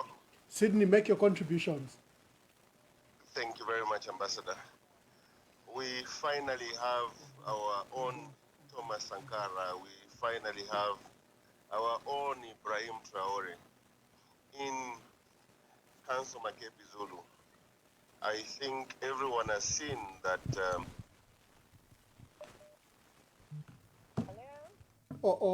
Is it cut? Sydney, see if you can call back. You are saying that we have hello caller. Please tell us your name and where you are calling us from.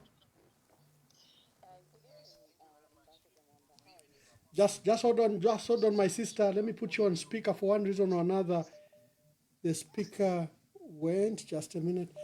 Yes, caller. Please tell us your name and where you are calling us from. Yeah. Good evening, Ambassador. How are you? This is Beverly calling from the UK. Oh, Beverly from the UK. My dear sister, how are you? I'm good, thanks. How are you? Make your contributions, my sister.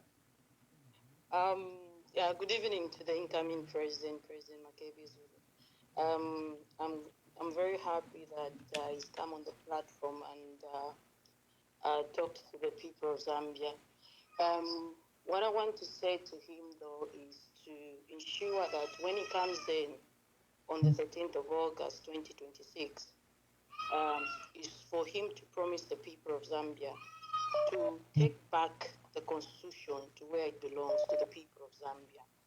Zambia has become a banana republic, and it is vital and very important for him to ensure, as a constitutional lawyer, to ensure the first task that he will have when he's voted in is to take back the constitution, the honors of the constitution with the people of Zambia. Another thing I want to say is that we're happy that we made the right decision. We're happy that his candidature is attracting a lot of Zambians, and the Zambians can see that when we made the decision to support the incoming President MAKEBI ZULU, we made the right decision. He stands out, and we hope he can maintain his integrity and ensure that he delivers to the Zambian people. Thank you so much. Thank you. There are so many calls who will allow Honorable MAKEBI ZULU to answer some of that. Let me take just the last 3 calls. Hello, caller. Please tell us your name and where you're calling us from. Good evening, Ambassador. Good evening. Bella, I would like to commend Honorable MAKEBI ZULU for maintaining his stance. And I know a lot of people will say maintaining his stance. No, he has a proven track record. As for all those who always come back with rhetoric over his ministerial position, go back and check the man's track record for standing with people who are so castigated, so victimized, and not for show, right? So that's number one. Number two, I would like to really hammer one truth home. And this isn't just for Zambia, this is for Africa. Africa has the largest youth population coming. We are the largest economic force coming on the face of this earth. We need this man. We must understand where the world is standing globally, and we have become a laughingstock. We have become a mockery. Our institutions have become a mockery. We were always pace setters in industry, in mining, in agriculture, in education, a Zambian engineer will always be preferred. Never before in the history of Zambia has a qualified degree holder. It means nothing. It means nothing. And every parent out there knows the sacrifices that are made for children to get to uni. I say this again. We don't want one-hit wonders. We want long-term. We want a man who can go the distance. We want a man who can represent what the Zambian population need, who can drive reforms, will not be standing in bitterness, hatred, anger, and revenge. And thank you so much for the one thing that you've said in regards to the current head of state, which is that nobody's going to victimize him. And we are beyond that point where we start throwing stones. No. What we want, and all Zambia wants, is the longevity of prosperity. And may God bless you, keep you, cause his face to shine upon you daily, showing you his goodness and mercy. We love you, we love you, we love you. Take care. Thank you very much. Powerful call there, powerful call. Thank you. Hello, caller, please tell us your name and where you're calling us from and make your contributions quickly. Good evening, Mwamba. Good evening, my dear sister. Good evening, Honorable MAKEBI ZULU. My name is Emunkole. I'm here to just give a commendation to my president, Honorable MAKEBI ZULU. Right now, the democratic space that we are living in our country has shrunk. And I think we need you now more than ever to bring back the rights of the people, to bring back the rights of the people to speak freely, to bring back the freedom that we used to enjoy. I commend you because you are young, you have a young family, yet you have put your life on the chopping block, trying to bring yourself and save this country. I think that is highly commendable. We continue to pray for you. We know that you're not safe. We know that it's not easy. And we, the people, we are behind you. We will continue to pray for you and to support you. Please continue. I've spoken a lot of sense, and every well-meaning Zambian must rally behind you. Honestly, you are intelligent, you are smart, you are calm, and I am assured personally that when you come into power, you are going to provide the steady leadership that Zambia truly deserves. Please, you are the man coming into power on the 13th of August, 2026. I can assure you of that. You are the chosen one. Please keep doing what you're doing, and God bless you and bless your family. Thank you. Thank you very much. Callers, there are so many calls. We can only take so much. So be brief. Hello, caller, please tell us your name and where you're calling us from and make your contribution. Ambassador Emmanuel Mamba, this is Sydney Njamba again. Oh yeah, you got cut. Yes, thank you. Yes, sir. Finish your thoughts quickly. Thank you very much. We have a youthful leader, our own Thomas Sankara, our own Ibrahim Traore for Zambia. We are rallying behind Councillor MAKEBI ZULU, and we want to assure him that our votes are with him. We are registered to vote, and we want to just assure all the Zambians that are doubting the capabilities of Councillor MAKEBI ZULU that he's a tested leader. He has stood, we have seen how he has stood with in the impasse of the late president. This is a person that is going to protect us and is a person that is going to stand for Zambia, even in difficult times. Councillor MAKEBI ZULU, we want to assure you that our votes are with you, and we wish you all the best, and we want you to be the 8th president of Zambia. God bless you. Thank you very much. Let me take the last call. We go back to Honorable MAKEBI ZULU. He gives us his remarks, then we come back. Hello, caller. You are the last one in this series before we before we make your contributions and tell us your name and where you're calling us from? Thank you very much, Uncle Jay. Yes, Uncle Jay, make your contribution. Yeah, just a quick one. Thank you. I'll just echo, the words that were mostly spoken in South Africa, flee at last, flee at last.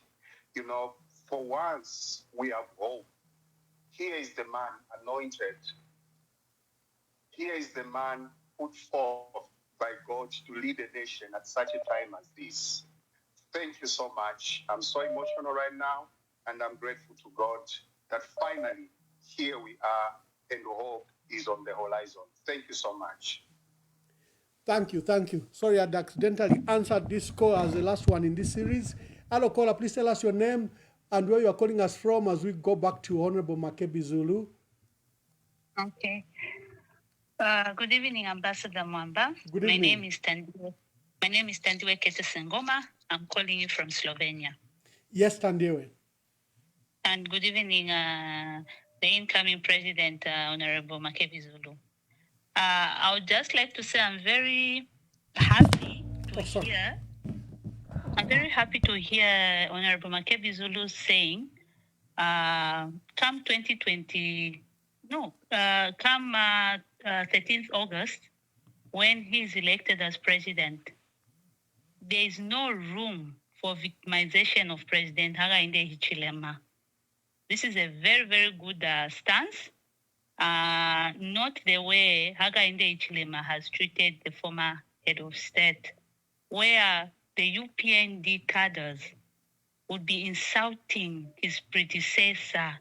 The UPND cadres who disrespect his predecessor, even in death, they've continued to do this. I would say President Hakainde Hichilema is a disgrace to the presidency. Really, politics aside, at least he could have just done one honorable thing, just to respect his predecessor. So victimization won't be there, but one thing has to be done. That community house, Hakainde babomfya indalama sha government. I think victimization takwa kabe, but the president inende lomba kofye ukweba ati inganda yena mukabapere yimbi pantu ili inganda bekala muyena tufuire fyo kupanga ekitere kyankoko. Ekitere kyankoko ilya community house yena tukapanga ekitere kyankoko, because there is no way he can be using taxpayers' money to put all those security features there. Then you become the president. How about your safety?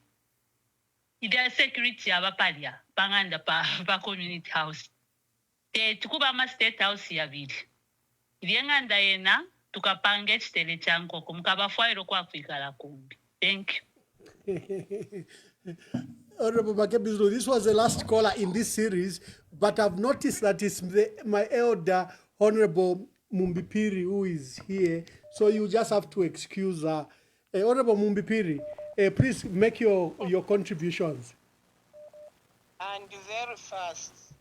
Good evening, Bamwamba. Good evening. Mkwaiba MAKEBI, good evening. In a contribution, it's just the assurance. Commitment yaba MAKEBI, yadi Monica, especially those who can doubt Mumwe Wandi. That's why I'm not ashamed. I'm so proud that is my choice of the incoming president. Mwebena Zambia, relation how President MAKEBI ZULU was committed when I had a case in Mongo. Look at the way I was looked after. Abashai Shibanga Natria Kumongo Mwale Tamba. He made sure himself, because of commitment. If he never irangana commitment, kuri balungu even in death. Na Zambia, you should be assured that what he is saying, he will do it. And he will be committed to you. Did you see the way I was looking, Bamwamba? He made sure he was coming in Kabaleisa. He made sure he came home, packed my clothes. The day before we go to court, Baisa Nimbira.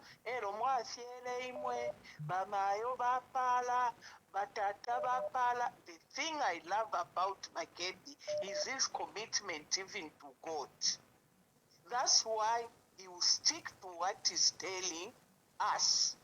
And we should give him support so that come 13th August, tukabatwale ku State House.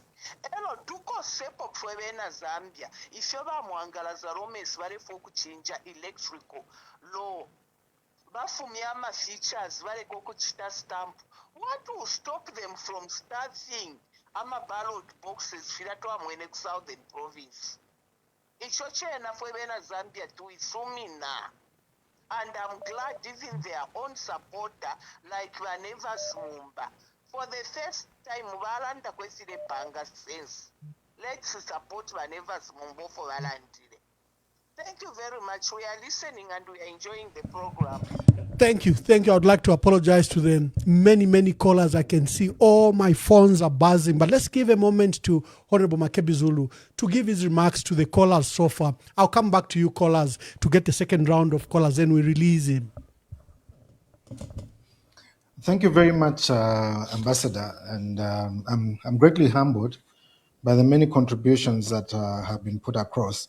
I noticed that there are very few questions, but mostly compliments. I do not take those compliments for granted, but respectfully thank you for your contributions, Brother Charles, Danny, Abraham, Munkonge, Queen Pumi, Mama T, Brian, Sydney, and Beverly, yes, Ankole, and Katie.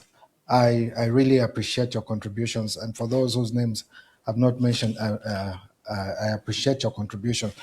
There's something that was raised by Mkole, saying the democratic space has shrunk. I was taken aback when I heard the president when he was addressing the National Assembly and was telling those that are in the diaspora to say that they are coming in for you or they are closing in. I was taken aback by that because most of the things that he has taken issue with are things that are personal. Any direct attacks on the presidency, he has really taken them personal. And most of the people that he's after are those that have spoken against him personally. And that ought not to be the case. You are a leader, you have to be thick-skinned.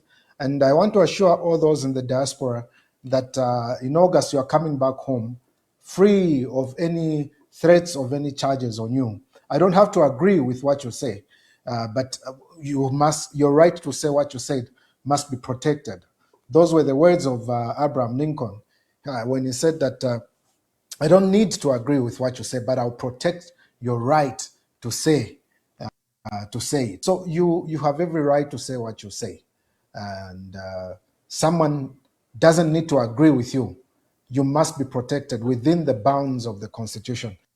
That's why we need to strengthen our legal process, and we will be looking forward to welcoming you back home, because that investment and all that money you're making abroad needs to come back home so that you retire safely back home. And every Zambian must be able to feel safe. Every Zambian must be able to feel valued, and every Zambian must feel part of the government.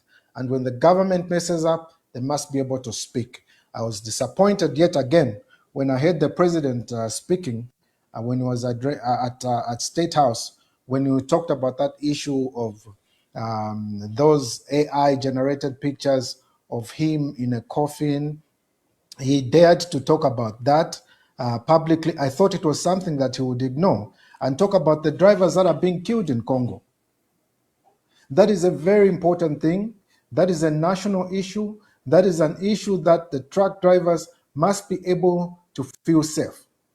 The president is on record having said the time he was following up on the choppers in the Malanji case, he picked the phone and called Ramaphosa.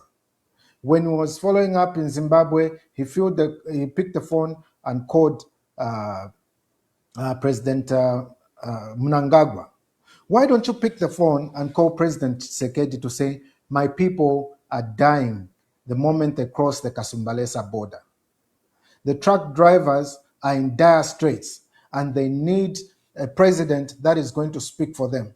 Not a president who's obsessed of him being put, or at least pictures of him being put in a coffin.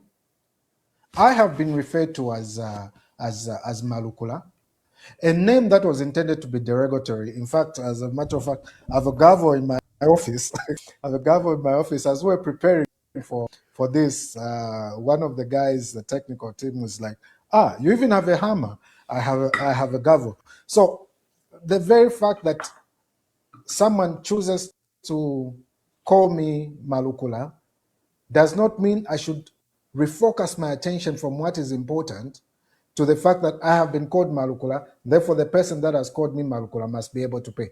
I will embrace that name and look at it for what it is. If I was president, I'll say, you've put me in a coffin. I want to make sure that by the time you're saying me in a coffin, Zambians will be liberated. Persons living with disabilities will be taken care of. A person that is deaf and dumb. And I'm very passionate about people that are deaf and dumb. And for that reason, at a young age, I had to learn how to speak sign language because I had most of my friends were deaf and dumb at Lusaka Boys School and at Munali. And what's disheartening is that when you look at the hospitals in Zambia, for example, at UTH, you have only about 2 or 3 persons that are able to speak sign language. Why don't we make it mandatory that every place that offers services to the public must be able, whereas they'll provide access for those that are not able to get there, for wheelchair access, they'll put that. What about employing a person who is acquainted with sign language? So that we do not restrict people who are deaf and dumb to UTH, for example. Why don't we have them go to Midlands, for example? Why don't we have them go to other hospitals around? Or indeed all the public hospitals? How are they attending to people who are deaf and dumb? Can somebody think about these persons that are living with disabilities to say they are Zambians, they need access to the services, the many services. When they go to the airport, can we have someone that is there who is acquainted with sign language? When they go to any government facility, or indeed to get their passport, or indeed to get an NRC, or indeed go to court, and they want to find out what processes are there, don't we employ people in all these institutions? That is necessary, and that is the way you're going to have policy that takes care of Zambians, not being obsessed with the fact that someone said, I'm from Wengwa. Oh, no, someone said, they put me in a coffin. Or someone said, I was. That is not important. A person who holds the office of presidency should not be interested in small, minor things. Look at most of the people that are going inside. Look at what Nakachinda is in for right now. For simply speaking, for simply saying things that the government doesn't agree, then you put someone in custody. Your priorities are not correct. You have the police busy following this person who aspires to be president so that he doesn't meet people. But on the other side, properties are getting stolen, security is compromised. When people call the police to say there's a break-in here, the police are saying there's no fuel, but you have enough fuel to follow a politician who is simply saying, I can do better than President Hakainde Hichilema. Let's set our priorities right. Let's set our priorities right. Sydney did refer to me as Thomas Sankara or Ibrahim Traore. As a matter of fact, I actually thought about it. I think thinking that the first visit as president of the Republic of Zambia is to visit my brother Traore, he will be my brother Ibrahim Traore, and see the transformation that he has brought to his country. Now that is setting the priorities right. Agriculture sector needs to thrive. Our mining sector needs to thrive. See, talking about the mining sector, the Mopani saga is very disheartening. When we got back Mopani under PF, what President Edgar Chagwalungu did is he paid all the suppliers. The only amount that was needed to run Mopani was about $350 million. That is what was needed to inject and run it. We were going to run it as Zambia because we got that 51% of shares. Now we have President Hakainde come in, sells the 51 shares to Delta, Delta working together with Jubilee Metals. If you look at all this saga, you see that the biggest losers are Zambians. Because to sell that 51% shares costed about $630 million. Now, I'll give you this analogy. $630 million was the value of these shares. You say we sell these shares. You sell the shares, and this person doesn't give you that $630 million. I don't know what interest government has, but I would strongly suggest that this whole transaction is riddled with corruption. The analogy I would give is this. If I come and I say, I want to marry your daughter, I approach my father-in-law to be, and I tell my father-in-law to be, I want to marry your daughter. Then the daughter, or indeed they charge and say, okay, you pay 1 million kwacha. Come and say, okay, here, I'm going to marry your daughter. This 1 million kwacha I'll give you. This 1 million kwacha, I'll be using it to feed your daughter. Does that make sense? It doesn't make all. That money ought to have reflected in our accounts as monies that have been received by the state. The sale of 51% of these shares should have been approved by the National Assembly or indeed by Parliament.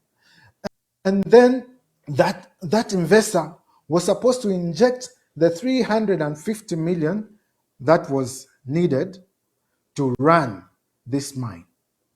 But what do? They pick this so-called investor from the streets in Dubai, send the presidential jet to go and pick up the so-called investor.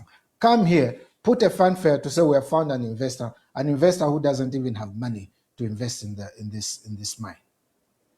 We have that biggest scandal on an operation that should have been benefiting Zambians. That is daylight theft, that is daylight corruption, and that must be dealt with and condemned for what it is. We need to set our priorities right, and our priorities must be to deal with the economic situation that we have, the warfare of the Zambian, the cost of living that is there.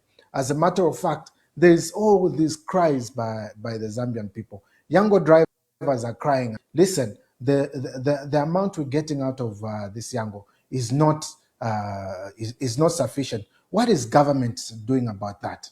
What is government doing about that? I would employ government to make a move to address these issues.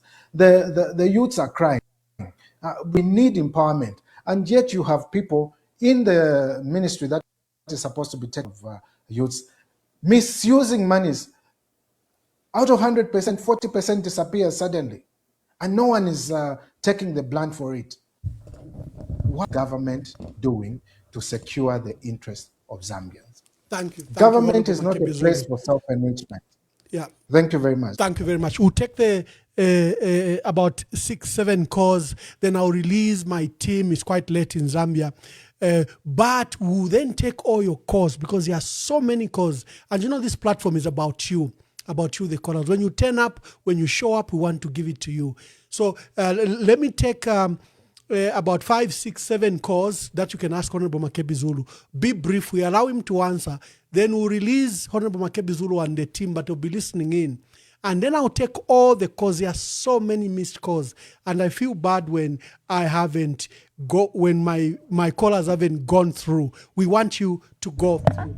Hello, caller, please tell us your name and where you're calling us from. Make your contributions.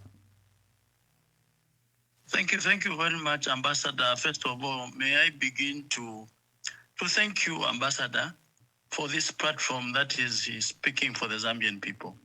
I think mine is not a question per se. I want to speak to Honorable MAKEBI Zulu, who is our candidate. Honorable MAKEBI Zulu, as you have seen, this platform has endorsed you and they have spoken well about you as a candidate, and they have given hope to you and hope to the many Zambians. But my contribution to you, Honorable MAKEBI Zulu, is I'm asking you, can you build a bridge amongst all the candidates? Reach out to them, embrace them, speak to them one by one. Whatever language you are going to use, the Zambian people will not care. What they will care for you, Honorable MAKEBI Zulu, is to make sure that we bring our party back. The disunity that is there, Honorable MAKEBI Zulu, you are carrying a cross on your shoulder to make sure that these people around the candidature, they all come and run behind you. Speak to them. Open your heart like you have always spoken. I want to encourage you that we are behind you. And the most important thing is talk about unity and act as you speak. Do what you say. Embrace each other. We want this party to remain united. Extend your hand to everyone who has left. Extend your hand to these people that are in the party to make sure that this is now your role from now, that you bridge a gap. Mind you, Honorable MAKEBI Zulu, that the UPND can only succeed and when in 2026, when we have gone divided. And as much as we can do, if we remain divided, our brothers and sisters will still rot in the jail. Our brothers and sisters will still be in the diaspora, leaving their families in Zambia suffering. So this is the cross that you have to carry. I wish you the best, and Honorable Ambassador Mwamba, please thank you for this platform. May the Lord bless you all.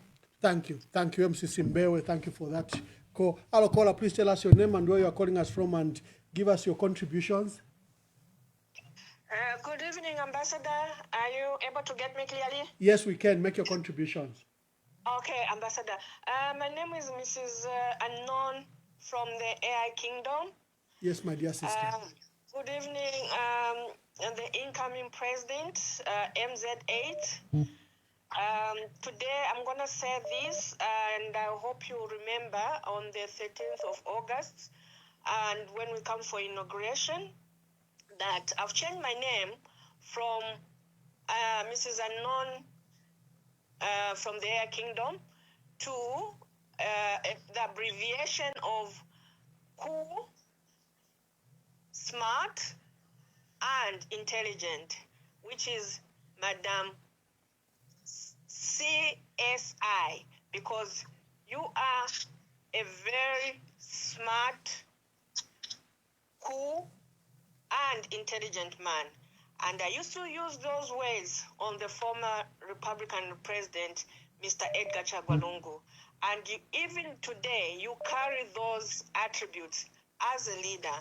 And I'm so happy to be behind the team singing and saying our Malukula. Yes, the name that has been used on you as Malukula, but now means well, like you said, as a leader, you should have a thick skin so that when people use certain words on you, you use them in a positive way. I'm glad that we use the Malukula word, which meant bad on you, but for a positive meaning for the people of Zambia. Thank you, my sister. just like they said to. Thank you, my sister. Thank you. There are so many people to call. Thank you. Hello, caller. Please tell us your name and where you're calling us from and give us your contribution. Hello, this is Kapia calling from Chicago, the USA. Yes, Kapia. Make your contributions. Yes, thank you so much, Honorable Mwamba, for the beautiful program. And good evening to the incoming president, my president. As for me and my family, our president is MAKEBI ZULU. And thank you.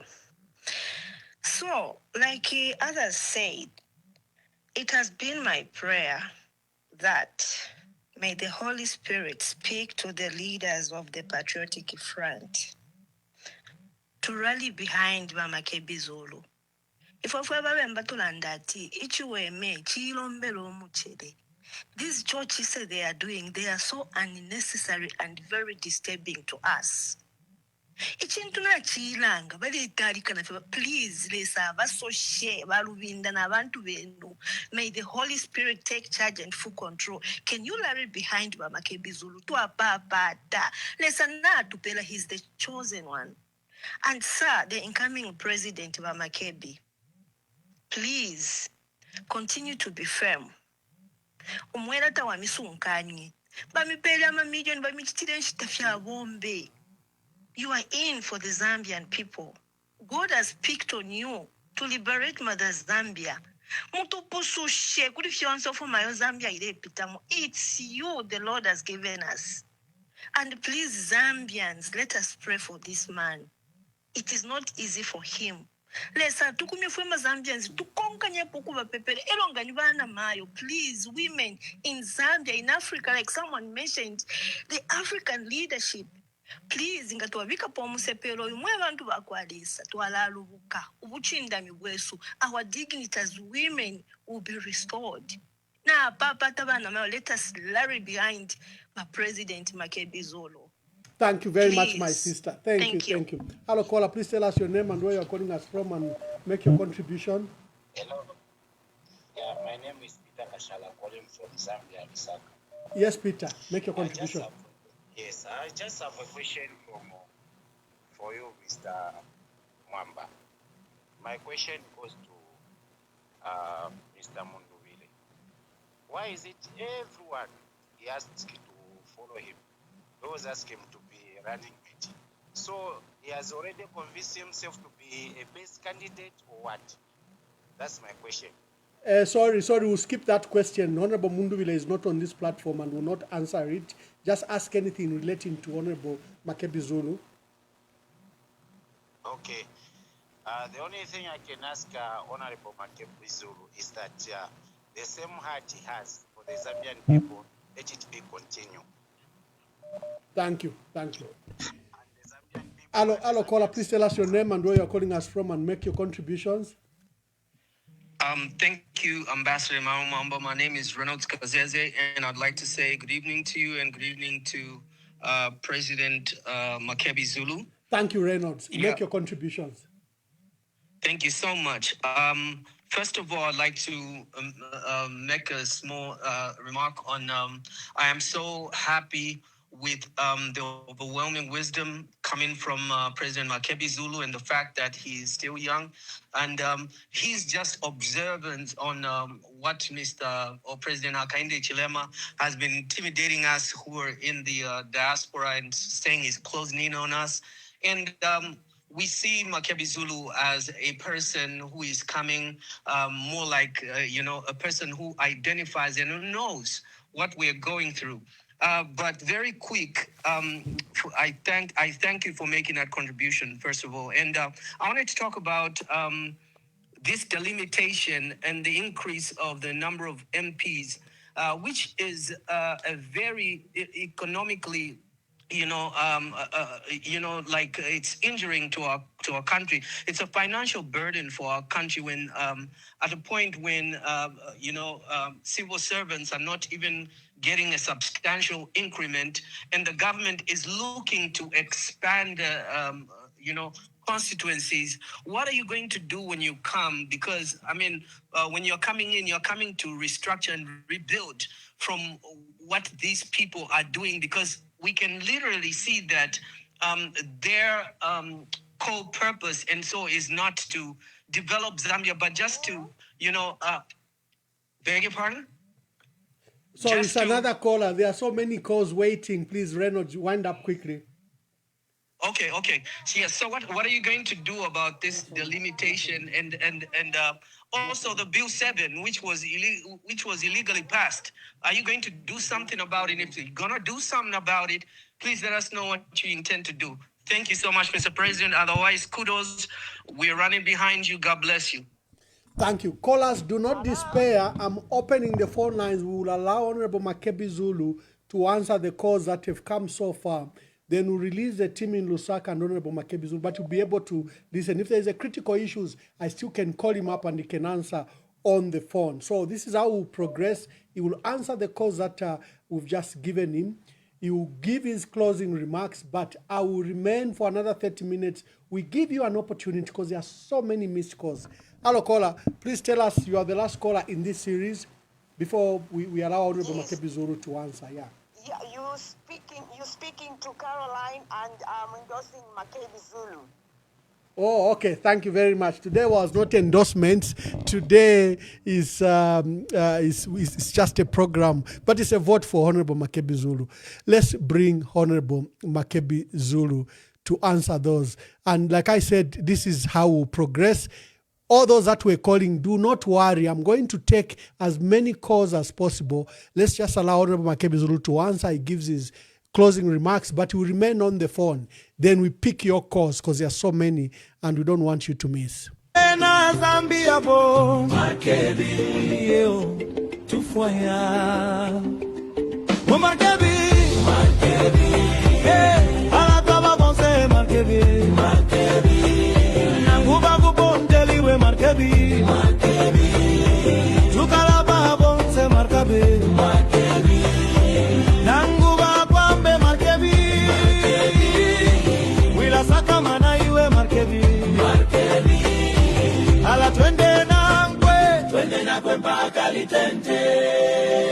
Iwe MAKEBI wila sakamana twalikute mwaifwe limitema mwil sakamana nangu valende ati noti uyu nangu bengeshe ukusalula no kukusula ifwe na Zambia bo MAKEBI yeo tufwaya MAKEBI alataba bonse MAKEBI nanguba kubondeliwe MAKEBI tukalaba bonse MAKEBI nanguba kwambe MAKEBI wila sakamana iwe MAKEBI ala twende nakwe mpaka litente iwe MAKEBI sakamana twalikute mwaifwe limitema mwil sakamana. MAKEBI, your supporter says they love you. Ila Sakamana, they'll soldier with you. Please pick up the calls and give us your closing remarks. Then we go back to the callers. There are so many callers that are calling, and this forum is about your voice. Thank you, everyone. Thank you very much. Thank you very much. That was a surprise song. I've never heard it before. I was just laughing and wondering, okay, people can be quick. The first comment was from MC Simbewe, who's saying I must be able to bridge the gap and embrace all the other candidates. I must assure you, MC Simbewe, that there is no candidate within the Patriotic Front Party that I've not had a discussion with as regards the need of bringing everyone together and the need of all of us working together.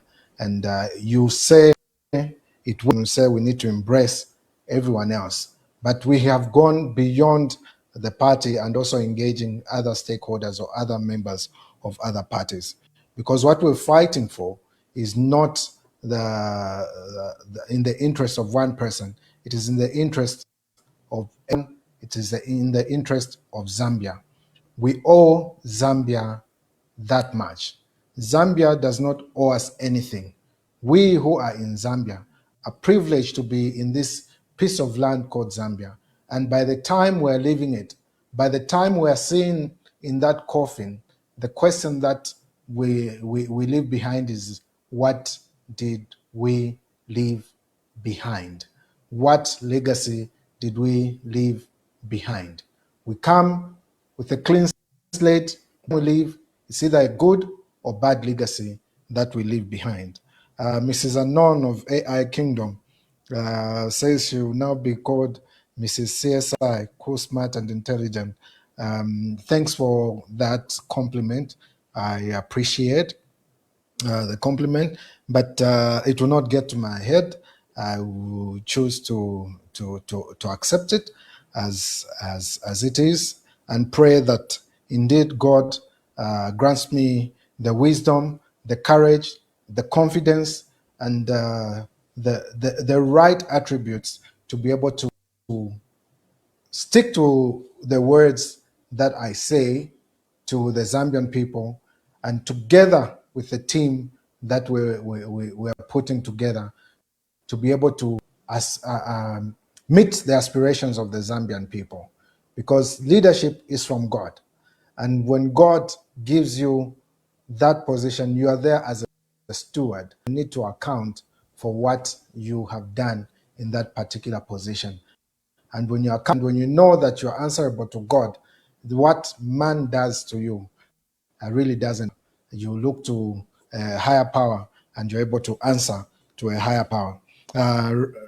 Reynold, what you say is really important. Though the president says he's closing in on those that are in the diaspora who may have issued disparaging remarks against himself, I say that is not priority. That is not important. As a fact, the cyber laws that are being used were intended just for that. Zambians back home here have kept quiet, and government thinks that is an endorsement as to their leadership style. They've kept quiet because you have threatened them with these so-called cyber laws. Cyber laws have made you deaf and hear the cry of the people. People are only talking about these issues on their kitchen tables. Zambians are not happy today. And you even go ahead on that wound that has been opened, wounds of being desperate, wounds of poverty. You even go ahead, adding salt to the wounds. You don't do that. What you do is you have to approach the Zambian people with mano sana. You have to approach the Zambian people with wisdom sana. And all these can only come from God. We have to depend on God to give us the wisdom to commandeer the future of this country in a way that responds to the needs of the Zambian people.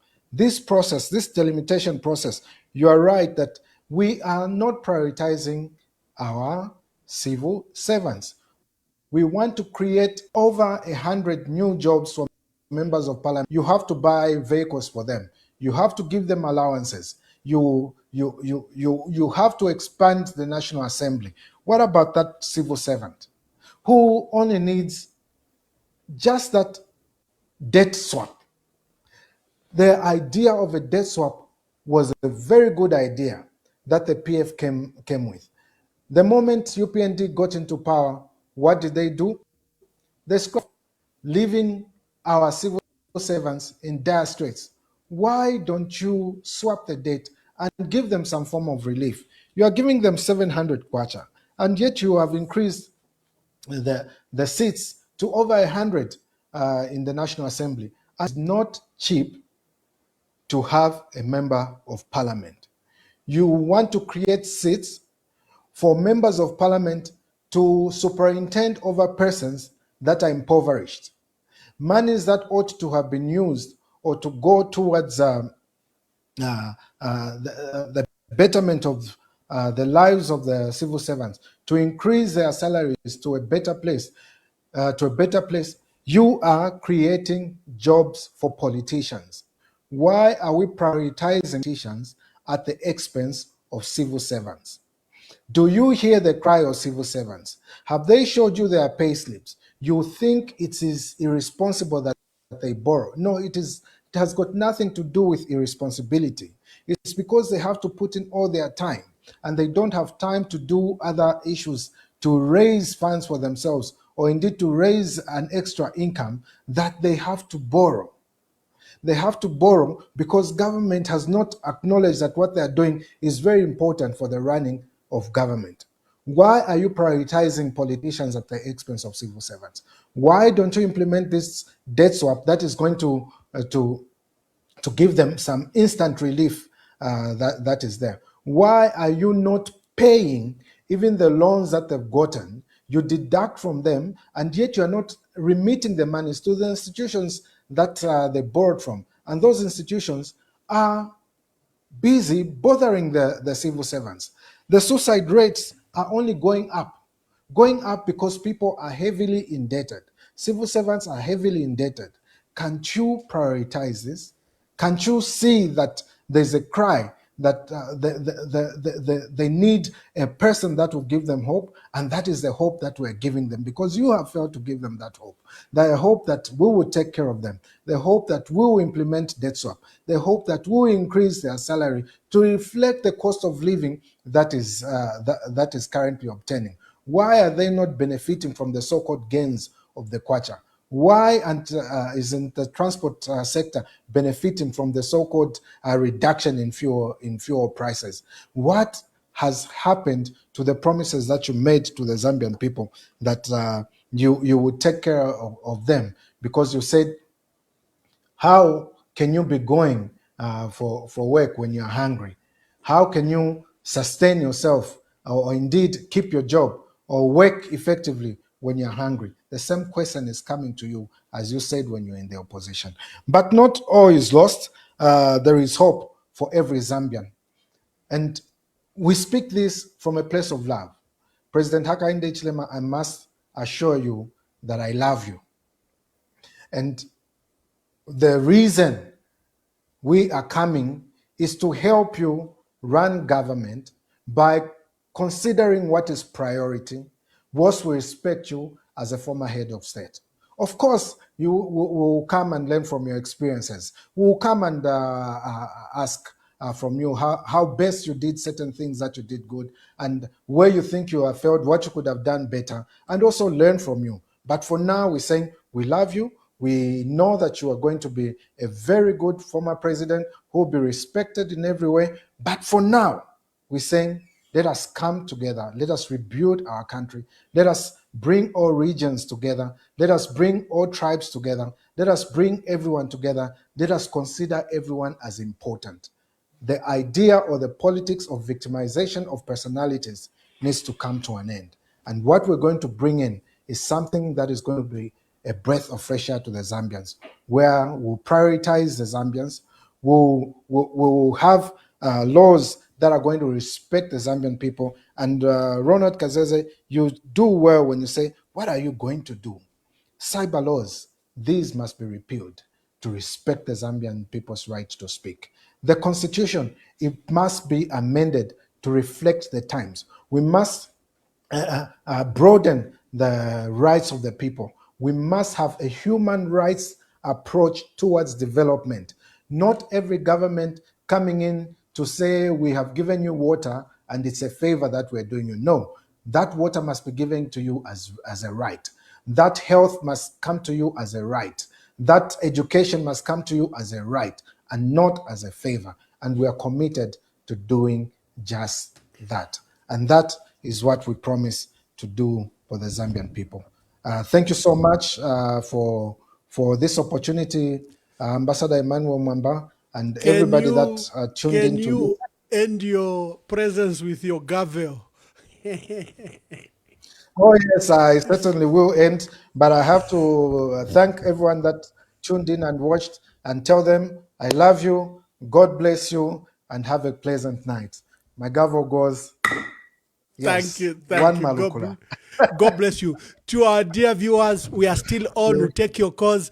And Honorable MAKEBI Zulu will remain on the phone to pick your, to answer you if there will be need. But we have to allow the technical team around him to safely transition and go home. So when I come back, we take your phone lines for those that were calling. Let's start the calling. Na Zambia bo Makebi yo tufoya Bo Makebi eh ala taba bonse Makebi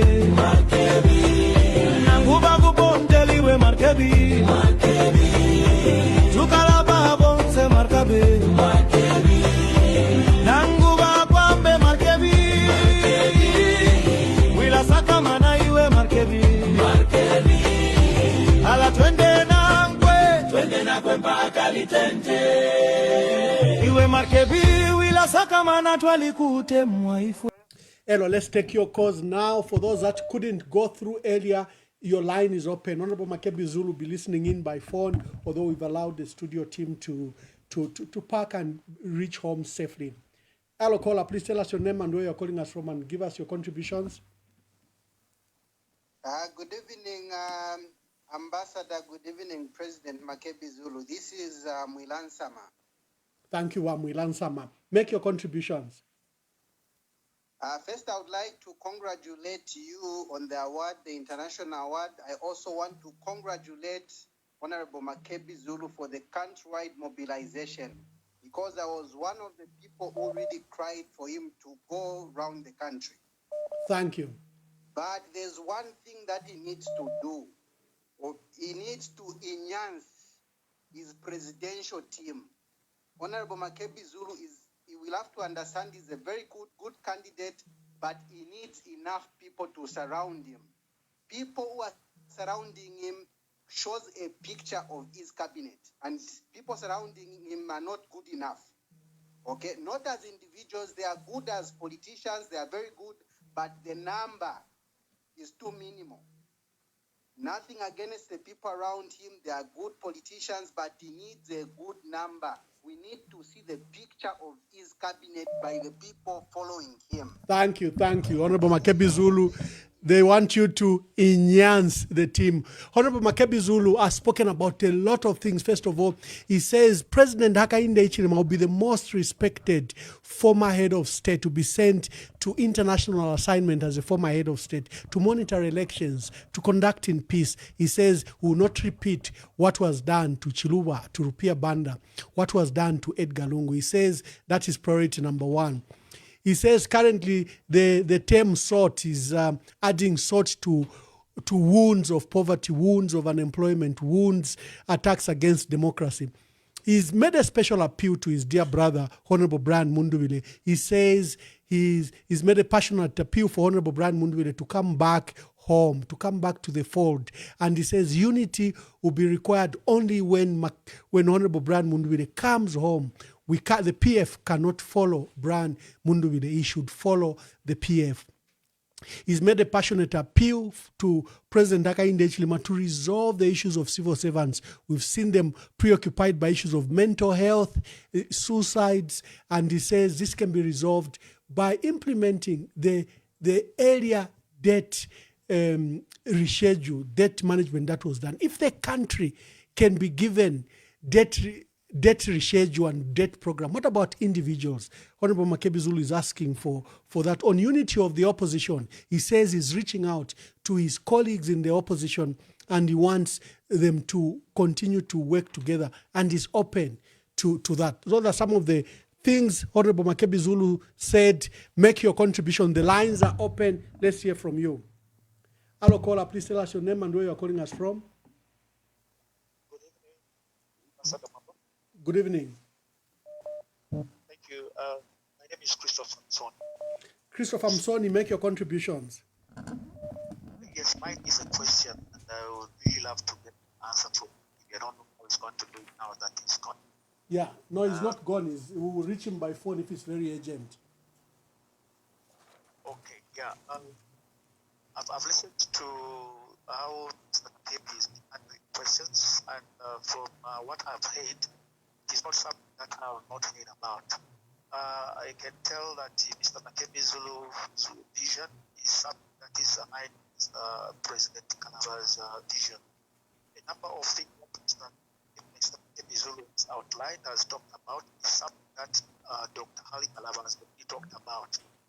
Things like not prosecuting our incoming former president candidate. President Kalava is on the record where he's talked about the right of younger drivers. He's talked about our youths, the minings, giving the mines back to Zambians. A number of things that President Hari Kalava has already talked about are the things that MAKEBI Zulu was also talking about.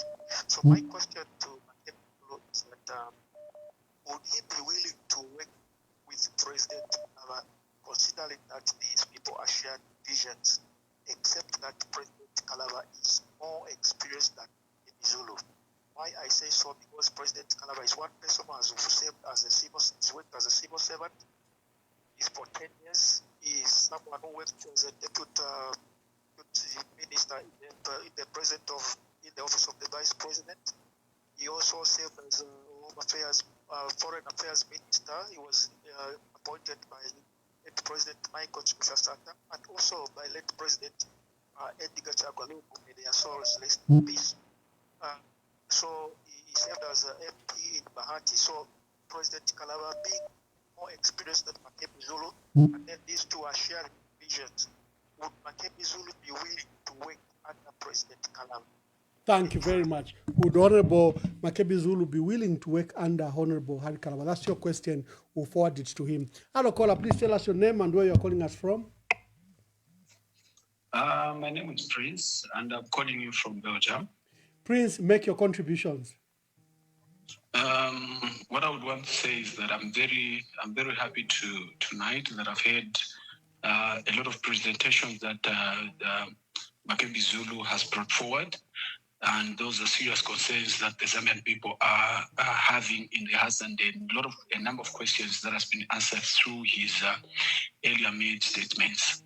So not really to ask a question, but to just say MAKEBI Zulu has all the support, and if he has to work with other people, then at least he has to find someone who's aligned with what he's talking about, and the person at least must be maybe considered as a running mate.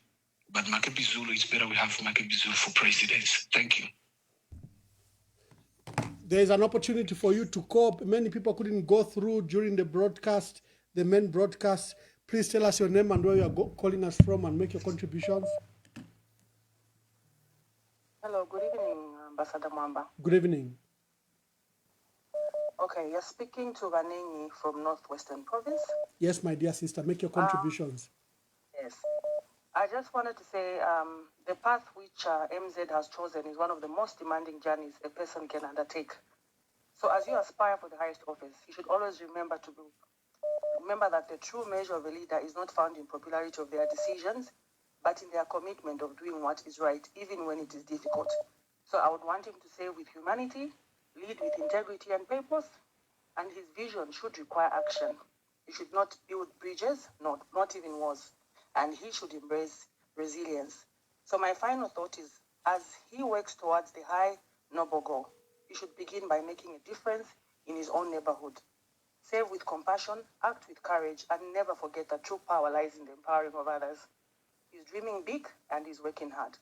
MZ8 for 2026, August 13. Thank you. Thank you very much. Hello, caller, please tell us your name and where you are calling us from and make your contributions. Yeah, can you hear me? Yes, we can. Yes, we can. Oh, yeah. My name is Charles right here in Orlando, Florida. Yeah.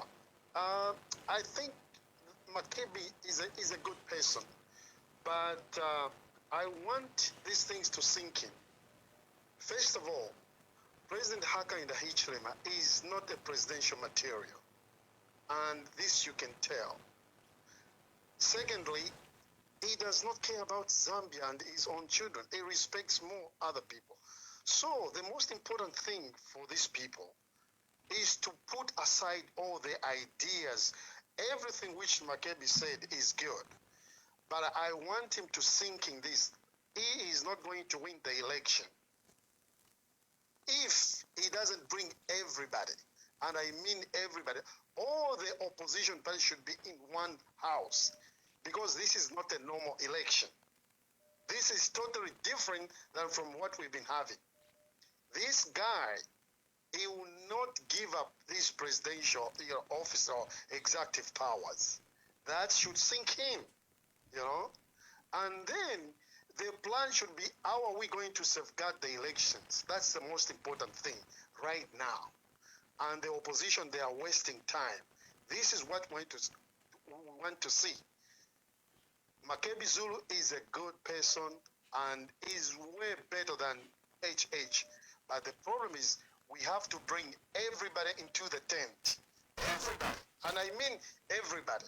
Thank because you. This is not a normal election at all. Thank you, Charles from Orlando, Florida. He's talking about unity of the opposition and is insisting that the opposition must work together. Thank you, Charles.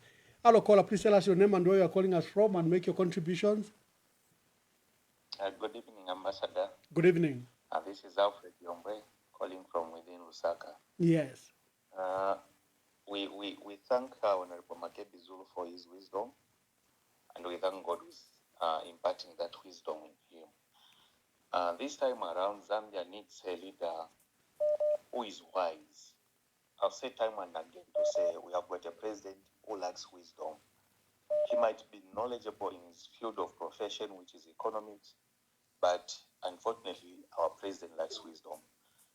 We also need a leader who is godly, not just a pretender, someone who pretends to be an elder from a certain church, but he doesn't apply the values of Christ-like.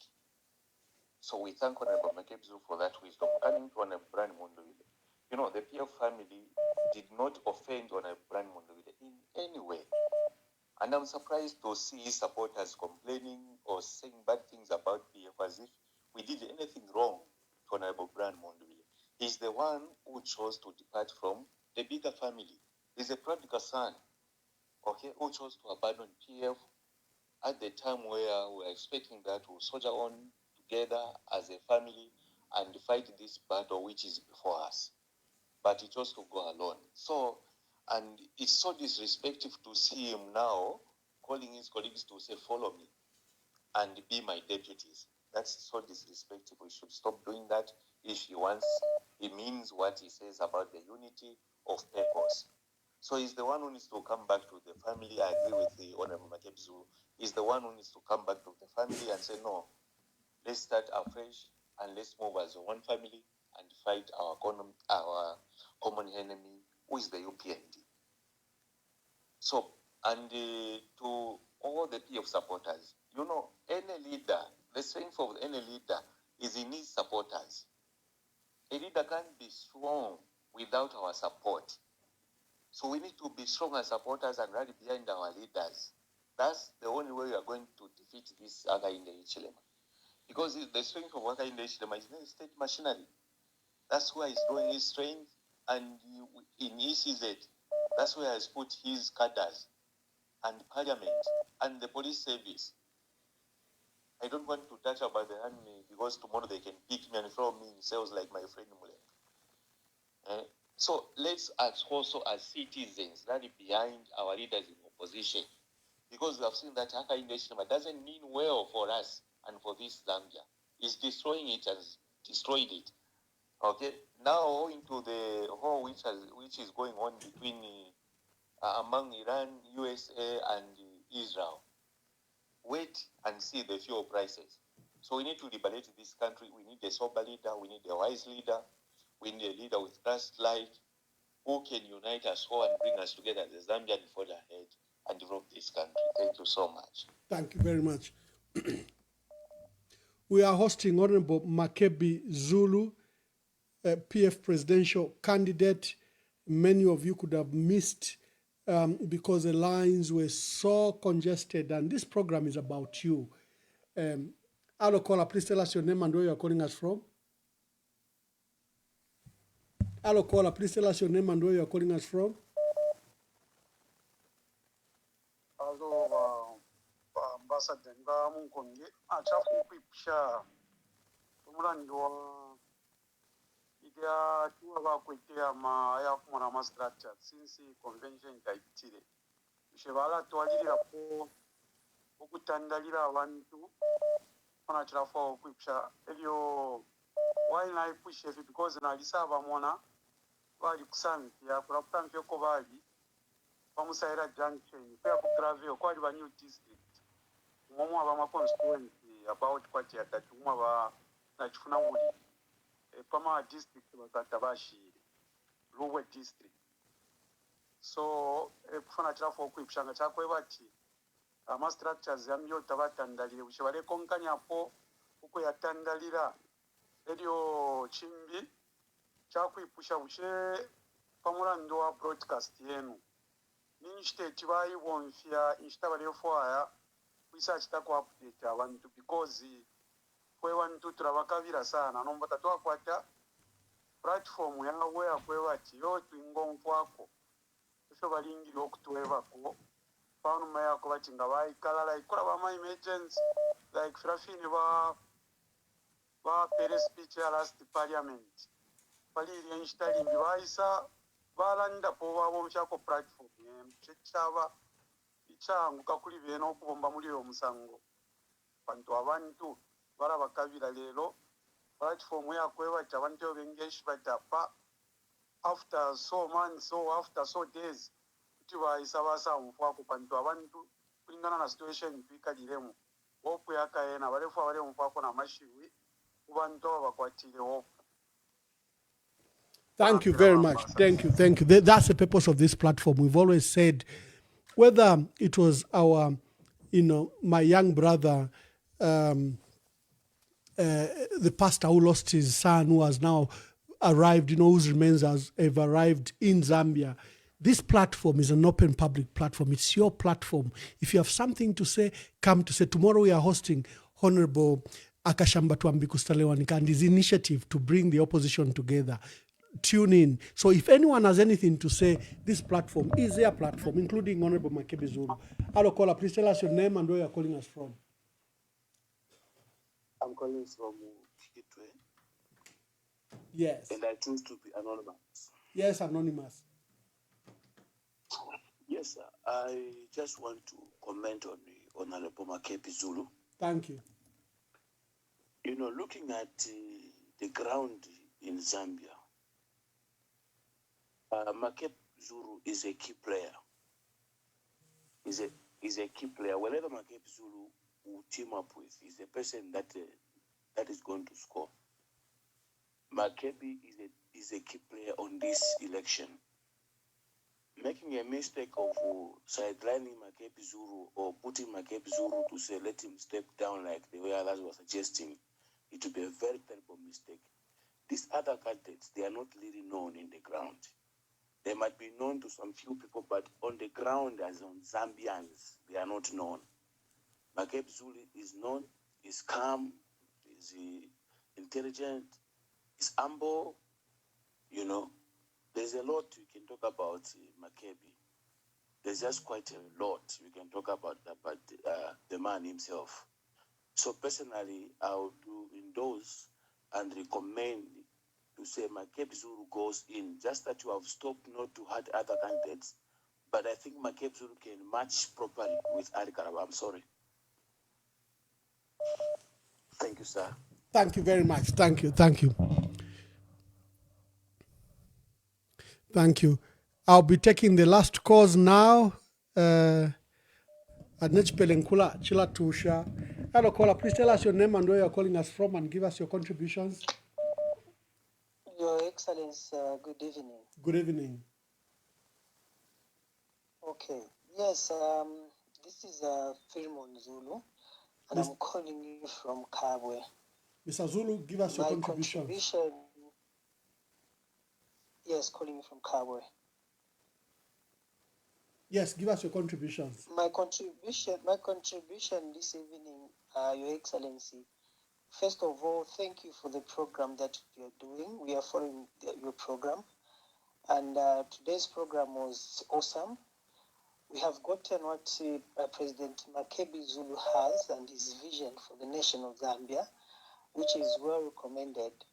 However, I would encourage President MAKEBI to help or to work with President Harry Kalaba, because I think the message that he has, that's what President Harry Kalaba has been preaching, I think from 2021, putting Zambians first and making sure that those dirty swamp that is started to help civil servants should be actualized. So I feel the message he has, I think he can do well if he can help with President Harry Kalaba. I'm glad that he said for himself that he's busy talking to other opposition political leaders. But I think for me, I would encourage him just to rally behind President Harry so that Zambia can be liberated out of these problems that we have under UPND. Thank you very so much, my brother. Thank you. Thank you. Thank you. Thank you. Thank you. Let's get your cause. Let's get your cause. Hello, caller. Please tell us your name and where you're calling us from, and give us your contributions. Hello. Good evening. Good evening.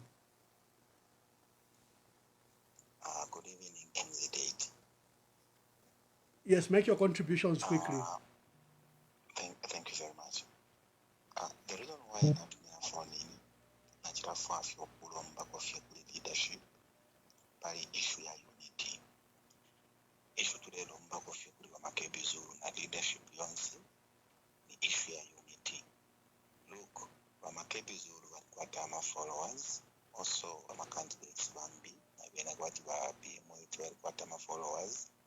Once I've been better than the Buhari Caravan Kwatama followers, I think our opposition this time around, all we need is unity. We don't need a situation whereby wakambi ukulaimi na umo bantu ama politicians efuna sambira koine. Once a politician ala imuno kuwa okutila are very important okutila banangwe. But at this time, we don't want ama egos to the lomba kuma kuntungulushi. Zambians. A lot of Zambian people, we are suffering. So, when Dunguru Shufre Nkurusi Avanto, the Ken Mufumyepo, who is Tangisha Pokumonaturi Natural Munankwe.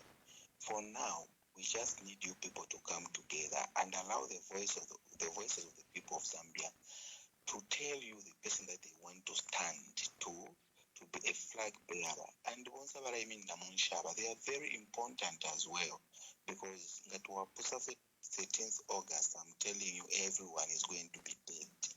This man Dagwatolu say now Chalo. Once some candidates, they are very important at this hour. We don't want to that you in any other. We need these people to come together. Let them be united. I think that's what I wanted just to mention, Mr. Ambassador. Thank you very much. Thank you very much. Thank you. Hello, caller. Please tell us your name and where you are calling us from, and give us your contribution. Hello, good evening. Good evening. Mabombeni. Mwabombeni. About issue. I don't understand what we have been trying several times. Abena Zambia. Beebukisha okutira ati bamakebi ZULU baleeterera esamukulu nga tuli bakristiani bakine twebukisha efyo Bible yalanda n'efyo yakitika muri Bible n'efyo aba mu Bible abantu baleepitamu naye ffe bena Zambia obukyushi twepitamu leesa naatuleetera amakebi ZULU. We shouldn't make a mistake ukusala nawo omuju omuntu awe eko n'aperera mukwaye. Thank you. Let me take the last two phone calls and then we end the broadcast. Tomorrow we are hosting Honorable Wakashamba Twambikusta with his process. Hello, caller. Please tell us your name and where you are calling us from. Good evening, Manu Mamba. This is Dr. K from Lusaka. Dr. K, make your contributions. Thank you so much. Thank you so much again, President MAKEBI ZULU, for the valuable contributions that you have made to this country as an MP, as well as a minister, and also for supporting, the women and also the vulnerable throughout the country. You have stood with them, including the former, First family, and also Mama Esther Lungu. So I just wanted to make a contribution that we shouldn't underestimate MAKEBI ZULU. MAKEBI ZULU has got the star of God, the grace of God upon his life, and he will be the next president of this country. So the issue of people saying that he has no experience, I think that is not what we should be looking at. He has enough experience to be president, and he's actually very popular on the ground. So I just want to urge them to work together with other opposition leaders so that come August, we can form a new government. Thank you so much. Thank you very much. Thank you very much. Thank you very much. Tomorrow we are hosting Honorable Akashamba Twambikusta Lewanika with the process that he has started of uniting the opposition. He wants him. He's conducting some form of election next Saturday. So I want to come and hear what it is that he's talking about. There's an organization that they're running as senior elders, and he'll be here. Thank you. Thank you for turning out in large numbers on many platforms, and thank you for your contributions. Today we are hosting Honorable MAKEBI ZULU. Here are some of the takeaways from what he has said.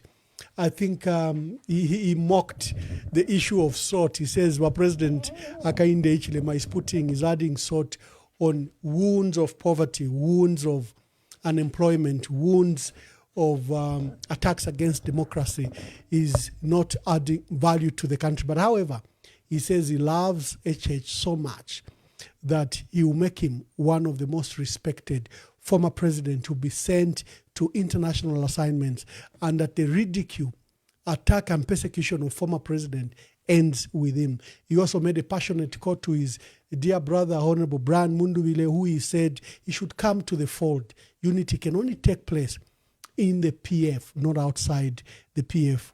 He had encouragement to the members of the larger opposition that he is reaching out to them and you'll be speaking to them. He says he will not be bothered about coffins, malukula, and other small things. He will remain prioritized, focused on the bigger issues of emancipating our people, providing jobs, rebuilding our agricultural sector, benefiting from the mining sector. Those are the things. He says he will never... believe that indeed it is imperative that we unite and come up with the issues that we raised. In fact, the formations and political parties themselves with whom we've been meeting with have already decided among themselves that the delegates to that conference, 45% will come from the political formations, and 5% of the delegates will come from non-civil society. And the civil society includes the traditional leaders, the colleagues in the Oasis Forum, and the young people, and also there will be gender, affirmative action involved in all that, and that process is all ongoing. We hope that by the time we end, I think in the next few days, we shall have an all-inclusive People's Assembly meeting in Lusaka somewhere, at which we will come up with resolutions that can advance our country forward. Thank you very much. Is that satisfactory? Yes. Okay, but I should also say that in a democracy, we should never be under a delusion that every single individual would agree to the same things. So everybody is free to endorse who they want to endorse or not to endorse who they want to endorse. And the culture of various vulnerable people or threatened people endorsing the ruling party is not new, and it's not surprising, and it can be judged for what it is. the party, friends and all. So I only lamented that why should you be stripping me of these things and then pushing me and saying, no, we want to protect you. No, you see, demeaning of the president to be seen, to be going without this or that. I said, I don't need you. You don't need me. So I was very clear. I've not complained at all. The time that I've complained is when I've been harassed. I said, you've stripped me of everything, but leave my liberty, my dignity, and my rights. That's what I'm saying even now. You see, 1 minute I walk the street, somebody says you can't walk the street because you're former president, you are in danger of being attacked and people might attack you and will be blamed as police. That's why we're following you. The next minute I said, but you mean you didn't know that I was former president when you stripped me of these things? Please, go and put your house in order. The next minute I want to go to church, somebody. We want change! We want change! We want change! We want change! We want to change!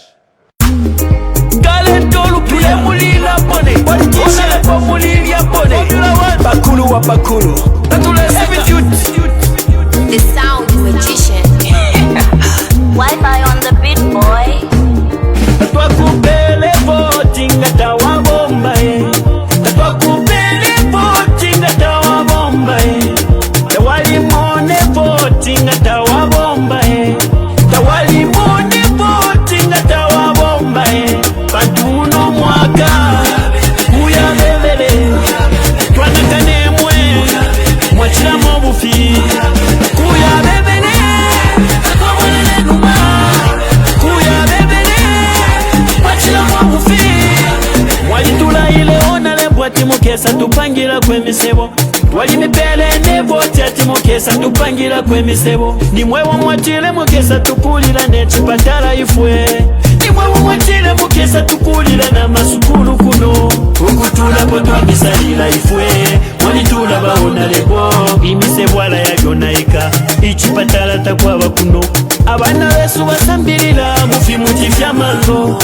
Bana mayo mapapira mungande Chipatala takwaba kuno Imisepila chose malofwa Bapepa vyevange Fama lelilo mufunda kawafika Nembuto tashafika Ukutula potwa misalila ifwe Mwalitula baona lebo Nomba lelo mwabwela imwe Mulefwa ya tumivotere Twakupele voting atawa bomba Twakupele voting atawa bomba Tawali mone voting atawa bomba Tawali mone voting atawa bomba Bantuno mwaka Kuya bebele Twanakane mwe Mwachila mobufi Kuya bebele Twabonele numa Kuya bebele Mwachila mobufi Uno mwaka tulefwa yabakutubombera Nocha bakwisa kuno mukuzembereka Mukutwibira mano nga twabavotera abaya